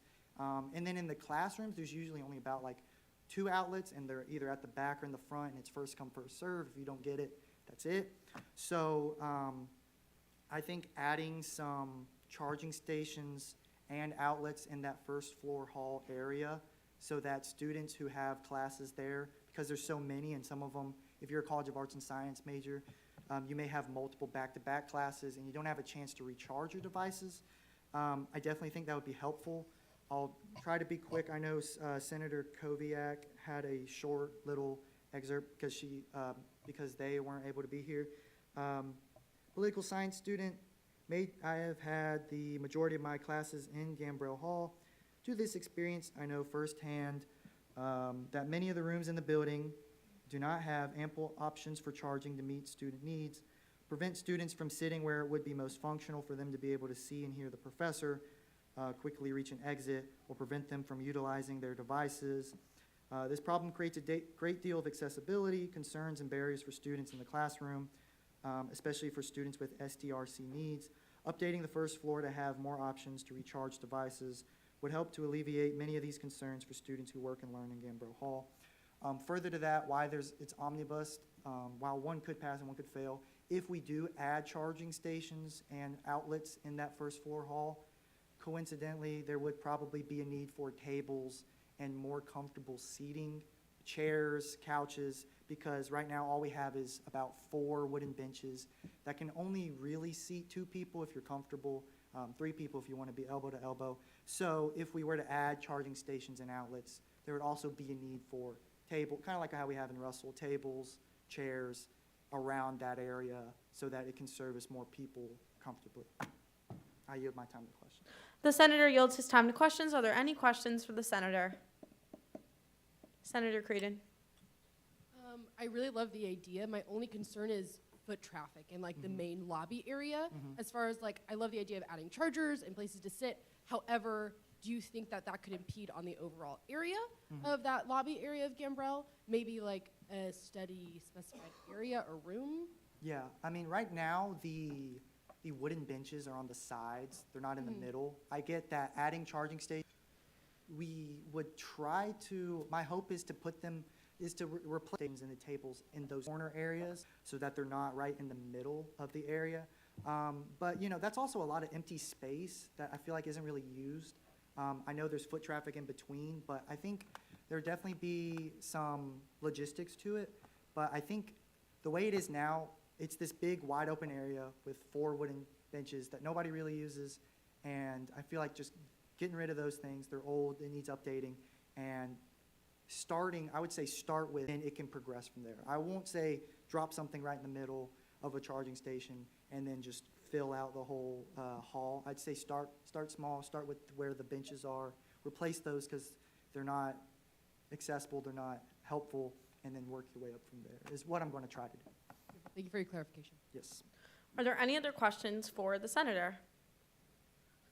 Seeing none, and just a reminder, these pieces are omnibus. SBL 11714 and 11715 are both referred to the Academics Committee.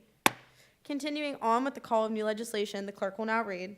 SBL 11716, sponsored by Senator Lewis, a resolution to honor the memory of Nathaniel Nate Baker. Senator Lewis, you are recognized to speak on this legislation. Senator Creedon. There's been a motion to appoint Senator Silker as Senator Creedon's proxy. Is there a second? All those in favor say aye. All opposed? The ayes have it. The proxy is granted. Senator Creedon. Granted. Senator Lewis, you may continue. Yeah, this is just pretty self-explanatory. This is the resolution to honor the life of Nate Baker, who died, last week by a tragedy accident. So I spoke with the IFC president about this, and, they're very on board with this. I talked to the fraternity president, and they're all, mourning the loss of this, and so they're struggling with that, and we're in collaboration with that, and so I yield for questions. The senator yields his time to questions. Are there any questions? Chairman Matthews. Okay. Just to preface, unanimous consent is typically used for resolutions, so that's why that would be a motion in this case. There's been a motion to pass SBL 117-16 by unanimous consent. Seeing no objections, this legislation is now adopted. Congratulations, Senator Lewis, your first piece. Senator Lewis, you have another piece if you just want to. Continuing on with the call of new legislation, the clerk will now read. Bill 11717, sponsored by Senator Lewis, a resolution to welcome Coach Sarah Rumley Noble as the 12th head volleyball coach at the University of South Carolina. Senator Lewis, you are recognized again. Yeah, this is basically what it sounds like to recognize a new volleyball coach. I met with the Alumni Association and some of the athletics directors the other day. We're very excited to welcome the new volleyball coach, hopefully to sell out all the student tickets and get it jam-packed this season. She comes from a much experience needed to revamp the program, and I'll yield to questions. The senator yields his time to questions. Are there any questions for the senator? Senator George? There's been a motion to pass SBL 117-17 by unanimous consent. Wait, was there an objection? Oh. Seeing no objections, this legislation is now adopted. Okay. Continuing on with the call of new legislation, the clerk will now read. SBL 11718, sponsored by the Finance Committee, a recommendation to permit the Finance Committee to allocate funds. Chairman Matthews, you are recognized to speak on this legislation. Hey guys, the numbers are dwindling. All right, so we have, I went over this before. It's approving $13,150.59. Y'all have access to the bill. I yield to questions. The chairman yields his time to questions. Are there any questions? Senator Collum. There's been a motion to pass SBL 117-18 by unanimous consent. Okay. Are there any motions on the floor? Motion to put to the second reading calendar. Motion to move SBL 116-18 or whatever was the second reading calendar. Chairwoman Diapolito.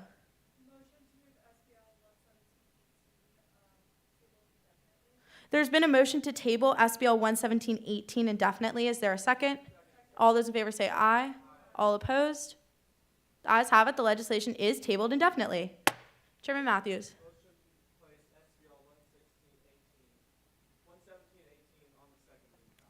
There's been a motion to place SBL 117-18 on the second reading calendar contested. Is there a second? All those in favor say aye. All opposed? The ayes have it. SBL 117-18 is placed on the second reading calendar contested. This means that we will debate on this piece of legislation and then go through a roll call vote, so names, ayes, or nays. Continuing on with the call of new legislation, the clerk will now read. SBL 11719, sponsored by Chairpersons Matthews and Diapolito, a bill to remove a limit to allocation request submissions. The sponsors are recognized to speak on this legislation. Yeah, so this comes from the fact that we still have about $20,000 that we need to, that we would like to get rid of in the next week. It's so this money, if it does not go to student organizations, it will simply be going back to the university, and that's not a great look for us as an organization. We should be trying to make this money available to the student body. That is part of our purpose here, and so yeah, Kiki, go ahead if you have. Oops, sorry. This, as Jack said, it would be very important for us to use the money. It's part of our purpose, and it will also help for any threats of lowering our budget in the future. Because if we're using the money, they're like, oh, you need the money. Also, I have talked to Ashley and I have talked to Jack. I know I've heard some concerns about that this might bring a bigger workload to both of them and their committee and branch, but they both are eager to get this started and help out the students. We yield to questions. The sponsors yield their time to questions. Are there any questions? Senator Davis. There's been a motion to pass SBL 117-19 by unanimous consent. Motion to table? There's been a motion to table SBL 117-19. Is there a period of time? Indefinitely. There's been a motion to table SBL 117-19 indefinitely. Is there a second? All those in favor say aye. All opposed? The ayes have it. The legislation is tabled indefinitely. Chairman Matthews.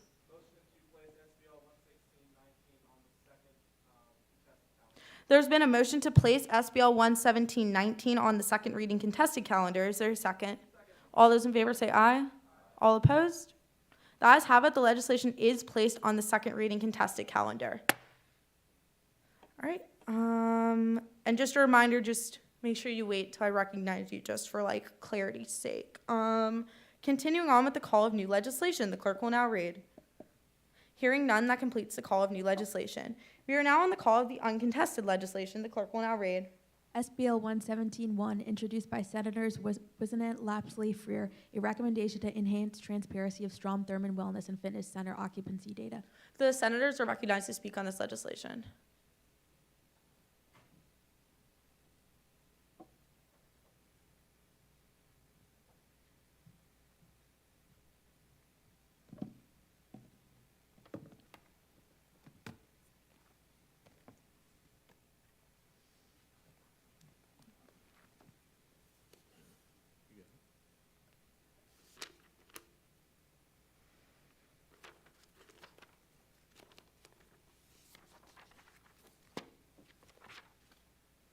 All right, so this is a very easy recommendation. This is just a recommendation to Strom Thurmond to allow students and staff to have access to whether or not they're super busy or not busy at all at any given period of time. This isn't out of the ordinary. This is something the university already provides with the Waits app for both Russell House and Thomas Cooper Library.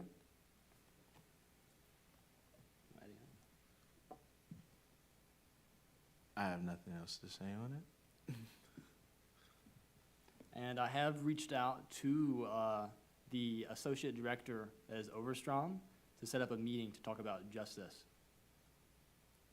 And with that, I yield to questions. The sponsors yield their time to questions. Are there any questions for the sponsors? Seeing none, we will now move to a voice vote on this legislation. All those in favor of passage say aye. All opposed? The ayes have it. The legislation is now adopted.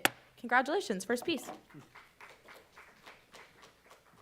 Continuing on with the call of the uncontested legislation, the clerk will now read.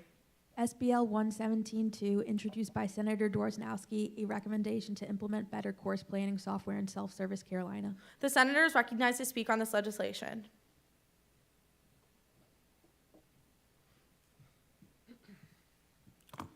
All right, so again, this one is just about the schedule planner in Self-Service Carolina and how that was removed. And now we are left with the Plan Ahead software, which I had to use this morning, and I don't like it. I think it's pretty bad.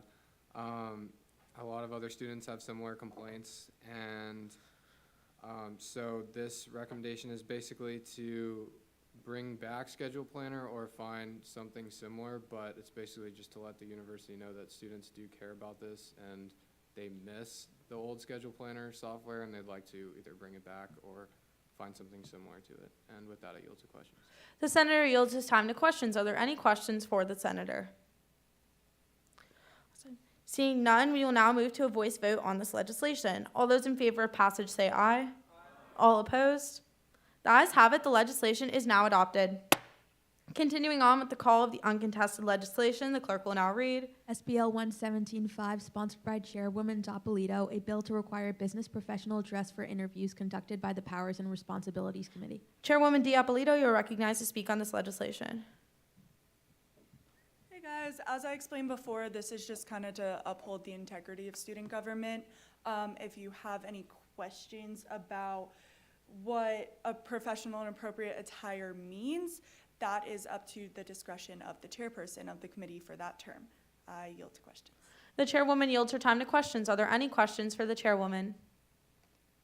Seeing none, we will now move to a voice vote on this legislation. All those in favor of passage say aye.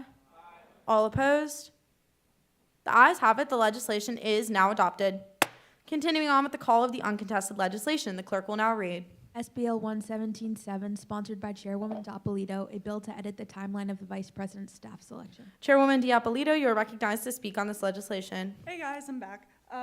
This one is also self-explanatory. There just is no reason the vice president should have staff positions filled upon their inauguration. So this just fixing that mistake and making it identical to what the president has under their codes. I yield to questions. The chairwoman yields her time to questions. Are there any questions for the chairwoman?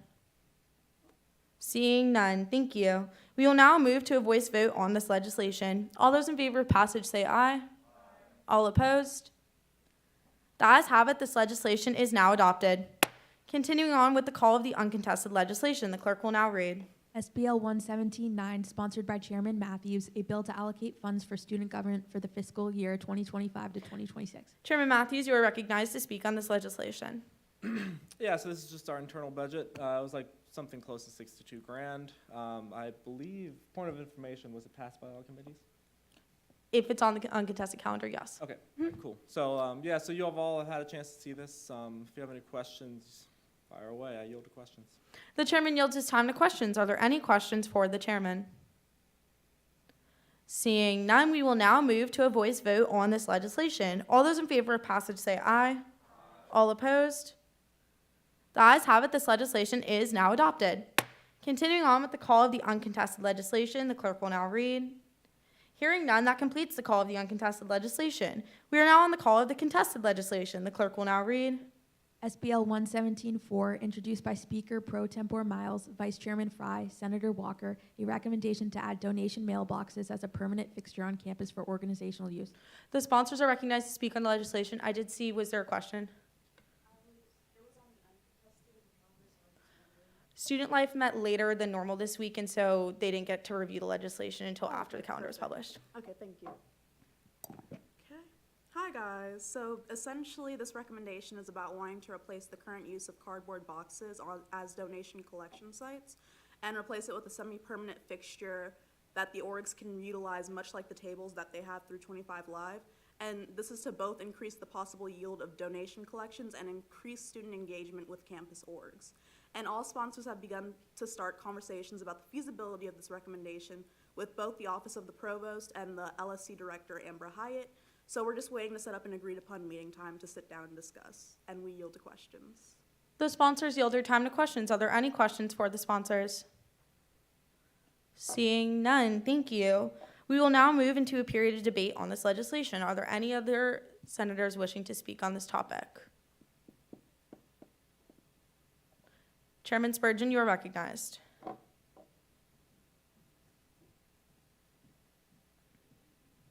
Sorry, guys, that took me a second. I was not fully tracking there for a second. So the reason it was found unfavorable by the committee was because it correctly identifies a problem that's found on campus, but we didn't find the solution fully satisfactory. We think that donation boxes in the same location, and first of all, we're happy to hear that talks are in works with people who can implement that and work through the logistics and solve some of those problems. But I think it would be better fit if some of those solutions were included inside of legislation. We don't really know how many boxes we would need to set up based on how many donations would happen. It's also not well-defined throughout, if a smaller club wants to use and a larger org at the same time, how do you establish who gets it? So that's another logistical problem that should be talked about before jumping right into a solution. And it also doesn't, maybe this could be future legislation or an amendment, but doing it in central campus it could just be a box that's out in Russell House somewhere where people don't necessarily always see it. So it's there, but that doesn't mean that it really solves the problem of accessibility. So what we really would want to see is boxes in multiple spots over campus and a system campus-wide to collaborate between all of those. So it's just, we didn't think it was all the way fully worked out. I yield questions. The chairman yields his time to questions. Are there any questions? Microphones if we're going to be asking questions, please. Speaker Pro Tempore Miles. So essentially, I talked about this in the recommendation that you guys viewed, and it was recommending that we start with 2 mailboxes, and essentially that it would be through 25 Live, so organizations could donate it, could go through 25 Live to access it like they would tables first come, first serve. And then it would also be on their end to promote it, and basically, the donation boxes would be much like the standard donation boxes of other organizations who do take donations that are like off campus, as you can see. So essentially, the clubs would use these mailboxes, but they wouldn't be like in Russell House. They would be on Green Street, so it's student foot traffic. I yield the question. Senator Lapsley? Or do you have answers, Senator Spurgeon? I do. Do we need to recognize that first, or can I answer? No, because that was the question, Chia. Okay, so Green Street's great. That still doesn't, 25 Live sounds good, but that doesn't really solve the problem if someone else wants to use it at the same time. Questions, we're going to use the microphones. Sorry, I'm going to keep repeating myself, sorry. Or statements. Yeah, this is just a statement. I like the expounding on it, but that wasn't in the bill that we were given. That's why we found it unfavorable. So it's nice that we're like expounding on it, but the reason why we found it unfavorable is because it wasn't expounded upon. Not saying that this can't be brought up again, but we're explaining it further than what we were given as the student rep committee. This is my opinion. Speaker Pro Tempore Miles. I just feel as though it's utilizing the same way that the tables would be, and it's first come, first served. And I yield the question. Senator Aluko? When I was looking at this legislation, I thought that, like, this is 2025, a lot of people do, like, online things like Zelle, Cash App, Venmo. I feel like having, like, a mailbox just wouldn't be easy. Some people can go to Russell, don't need something more than just cash, so I just didn't see, like, the need for it. I also will say if the sponsor or the members of this committee feel like there's like an ongoing discussion, a Robert's Rules thing in this is that you could table it for a period of 1 week and work on an amendment. And like, I'm not suggesting that, but if that's something that people feel like would be a solution. Speaker Pro Tempore Miles. So essentially, it's not for monetary donations. Skeptical of them who take monetary donations. They usually have a cardboard box where they take objects as donations, and that's what I was working towards here. Senator Lapsley. Yes. Did the committee have time to come up with an amendment? No, we didn't find an amendment because we thought like it'd be restructuring the whole thing basically. So you want to do that? I think I forgot what I was about to say.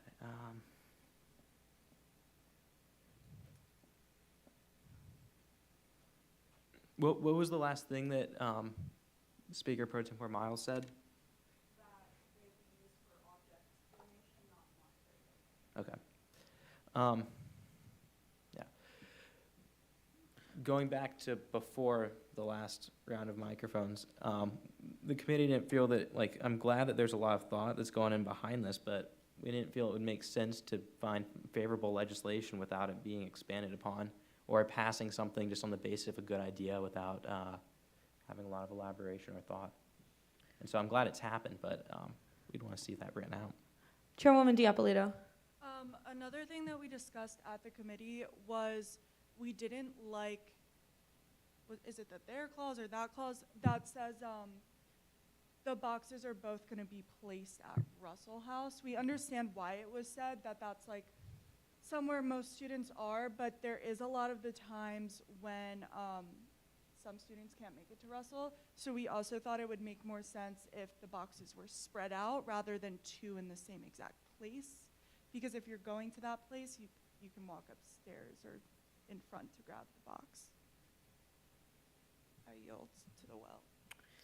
Sorry, to clarify, when you get up, if you're just making a statement, that would be a point of information. I would say typically this time is used for responses to what Senator Spurgeon said. If you have individual viewpoints that you would like to share, you would get up and be recognized as a speaker at the well. Does this make sense?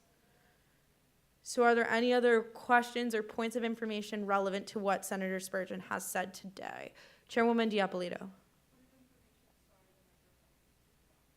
You're okay. We're all working on it together. Are there any other questions for Chairman Spurgeon? Right.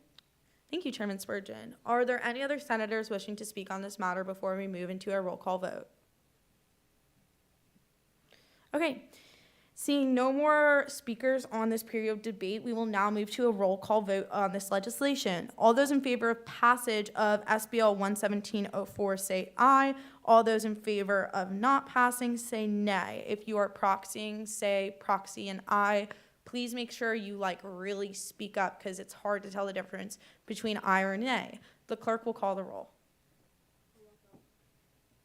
Alogo. Anderson. Ashmore. Baldinger. Brazier. Costello. Santiago Cedillo. Churchill. Column.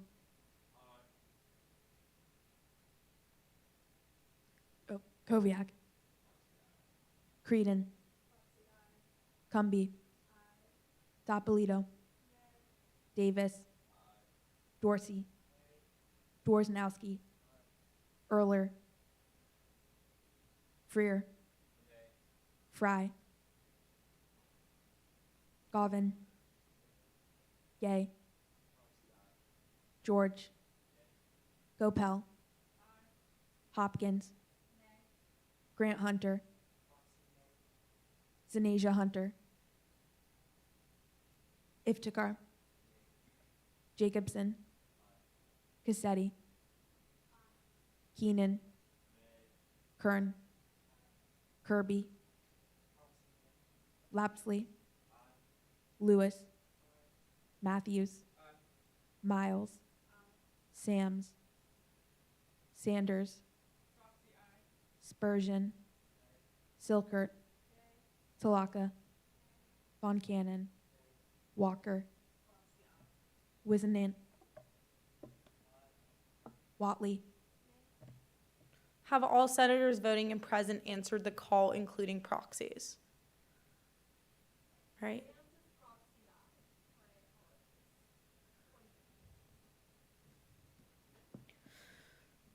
Okay. We're giving it a second to tabulate the votes. Also, per the rules of procedure, this does require a majority of voting senators here and present, which includes proxies. There's 41 of us today, so that would require 22 votes or above.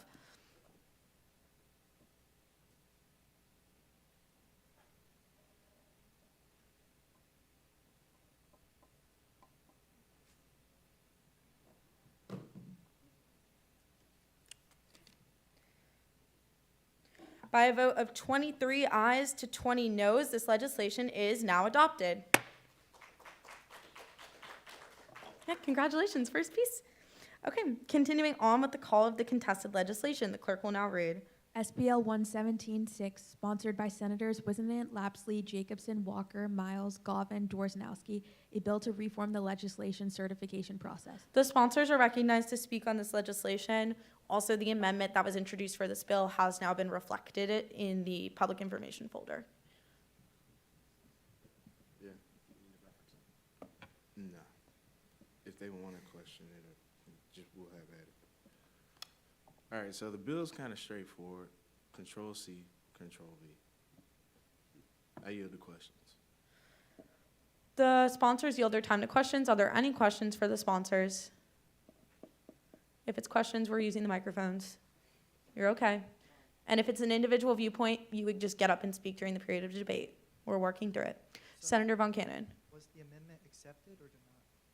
The amendment presented, wasn't it who presented the amendment to it? About or was that I believe that was the committee saying it was contested. Was there amendment to it or not? Yes, there was, and it was found friendly.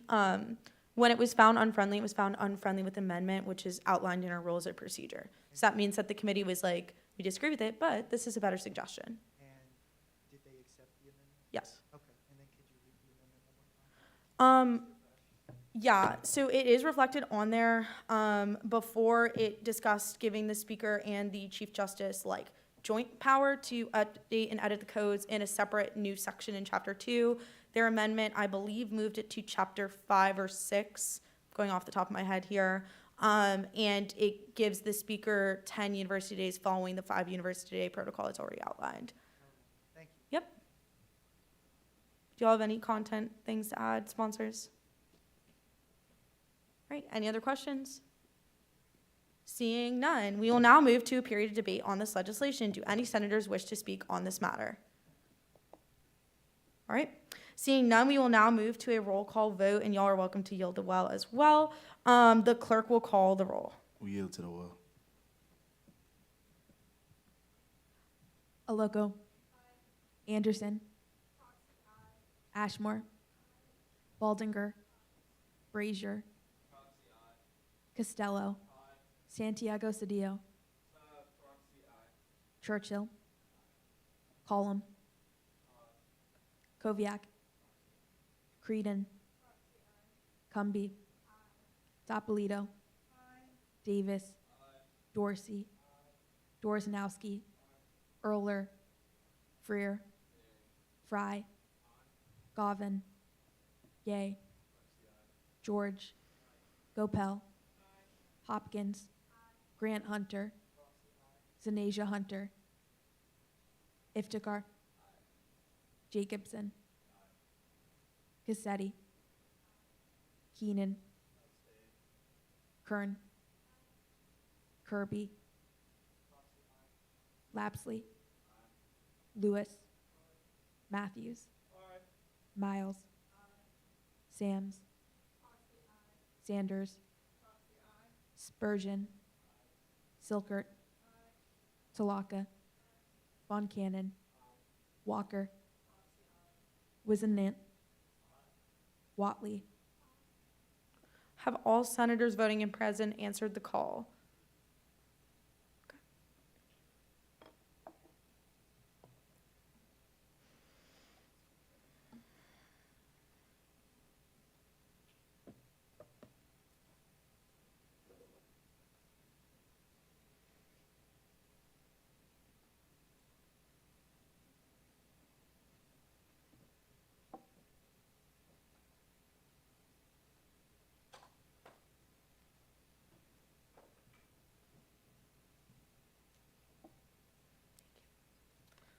By a vote of 41 ayes, 1 abstention, and one no, the legislation is adopted.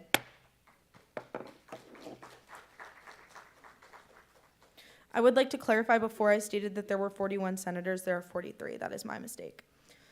Continuing on with the call of the contested legislation, the clerk will now read. SBL 11710, sponsored by Chairwoman Doppolito, a bill to revise Chapter 3 of the Student Government Codes.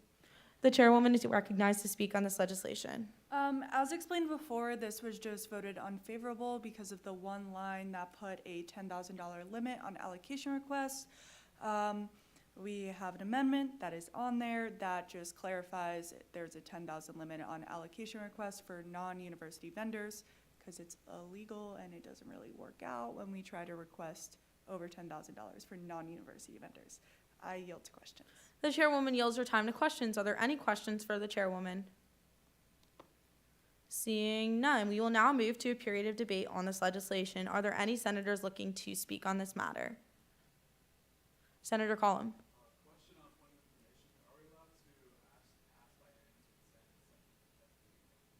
Yes, you can motion for that at any time. Right. There's been a motion to pass SBL 11710 by unanimous consent. Seeing no objections, this legislation is now adopted. Continuing on with the call of the contested legislation, the clerk will now read. SBL 11718, sponsored by the Finance Committee, a recommendation to permit the Finance Committee to allocate funds. Chairman Matthews, you're recognized to speak on this legislation. Yeah, I mean, this is just the weekly funding allocation bill. It's got about $13,000 in it. It's fairly standard, so I yield my time to questions. The chairman yields his time to questions. Are there any other questions for the chairman? Seeing none, thank you. We will now move to a period of debate on this matter. Are there any other senators wishing to speak on this matter? Okay. We will now move, Senator Matthews. Okay. We will now move to a roll call vote on this legislation. The clerk will call the roll. All those in favor of passage say aye. All opposed say nay. Oloco. Anderson. Ashmore. Baldinger. Brazier. Costello. Santiago Cedillo. Churchill. Collum. Koviak. Creedon. Creedon, proxy.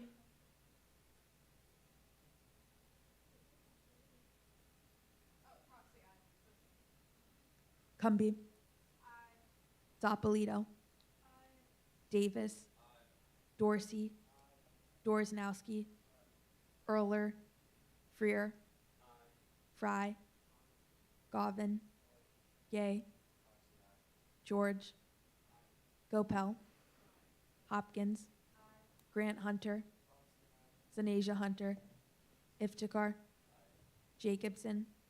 Cassetti. Keenan. Kern. Kirby. Lapsley. Lewis. Matthews. Miles. Sams. Sanders. Spurgeon. Silkert. Talaka. Von Cannon. Walker. Wizenant. Watley. All right.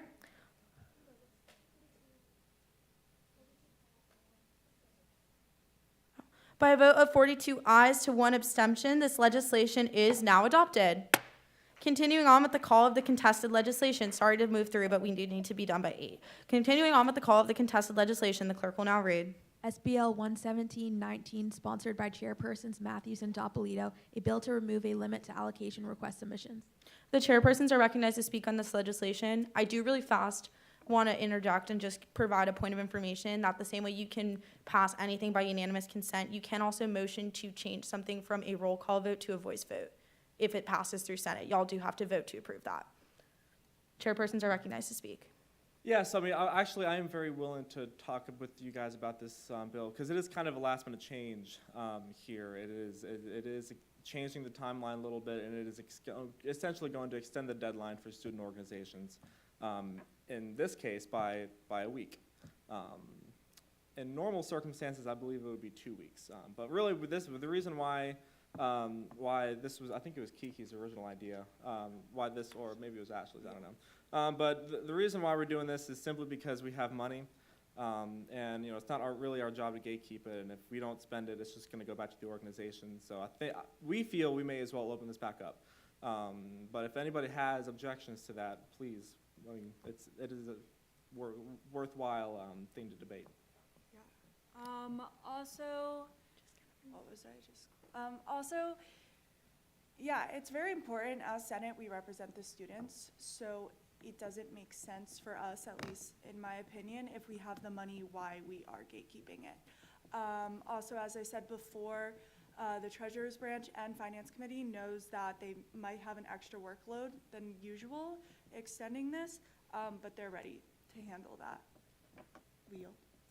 Yeah. We yield to question. Senator Jacobson. Point of information, it was actually 3 weeks previously. You said it was 2 weeks. It was previously 3 weeks, because 15 days, which is... Right. What I meant was that this, under normal circumstances, like if this were to stay in effect for like years to come, this would give organizations an additional 2 weeks. So there's that 3-week period leading up to the last Senate session that organizations cannot request funds. This would have reduced that to 1 week. So it's an additional 2 weeks. That's what I meant. Are there any other questions for the sponsors? Seeing none, we will now move to a period of debate on this legislation. Do any senators wish to speak on this matter? Senator George? Okay, there's been a motion to pass this by a voice vote instead of a roll call vote. Is there a second? All those in favor say aye. All opposed? The ayes have it. We will now move to a voice vote on this legislation. We will now move to a voice vote on the passage of the legislation SBL 11719. All those in favor of passage say aye. All opposed? The ayes have it. This legislation is adopted. Continuing on with the call of the contested legislation, the clerk will now read. Hearing none, that completes the call of the contested legislation. We are now in line for a period of open discussion. Does any senator wish to bring a matter of attention to the body at this time? Seeing none, we are now in line for a period of announcements. Are there any announcements from the floor? Senator Silkert. Yeah, sorry. Okay, hey guys, sorry, but super duper quick. A friend of mine works for a leadership organization, pretty widespread, that supports student government leaders, and he wanted me to let you all know that there's a conference in DC where you get to meet other student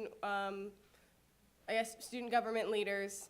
And if you want more information or are interested in going, it's going to be in late June in DC, and you can text me or hit me up on GroupMe, and I'll give you more info. I yield.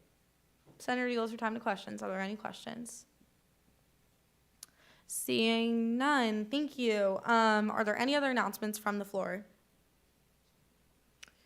Awesome. I do have a quick one. I promise I'm going to make it quick. We talked about SG-wide. As I mentioned, that is codified that y'all are required to go. However, I do know that this is outside of our regularly scheduled time. We are going to be using the same attendance policy, so you just submit it underneath the normal excuse form. You don't have to put a proxy. You can just kind of select random buttons and just say that you're going to be missing SG-wide. You're going to email Addison the same way, but there will be extra things that will be excused just because I know that you guys don't have Senate that day. So if you're scheduled to work, that is totally okay. If you have class during that time, that's totally okay. Club meeting that normally happens during that time, you're totally okay.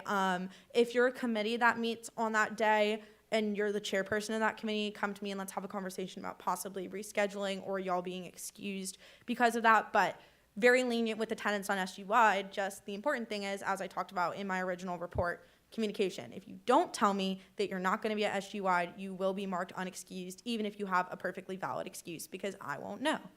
Senator Jacobson, and I yield my time to questions.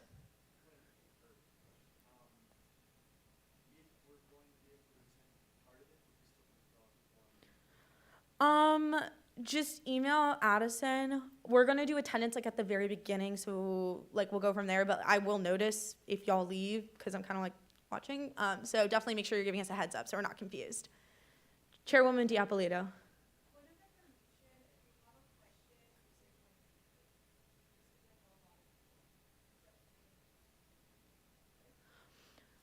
If you just have a question, when somebody yields to questions, you just talk.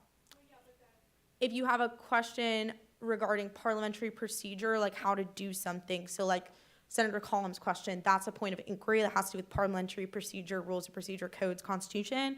If you have something to say, point of information. Chairwoman Diapolito.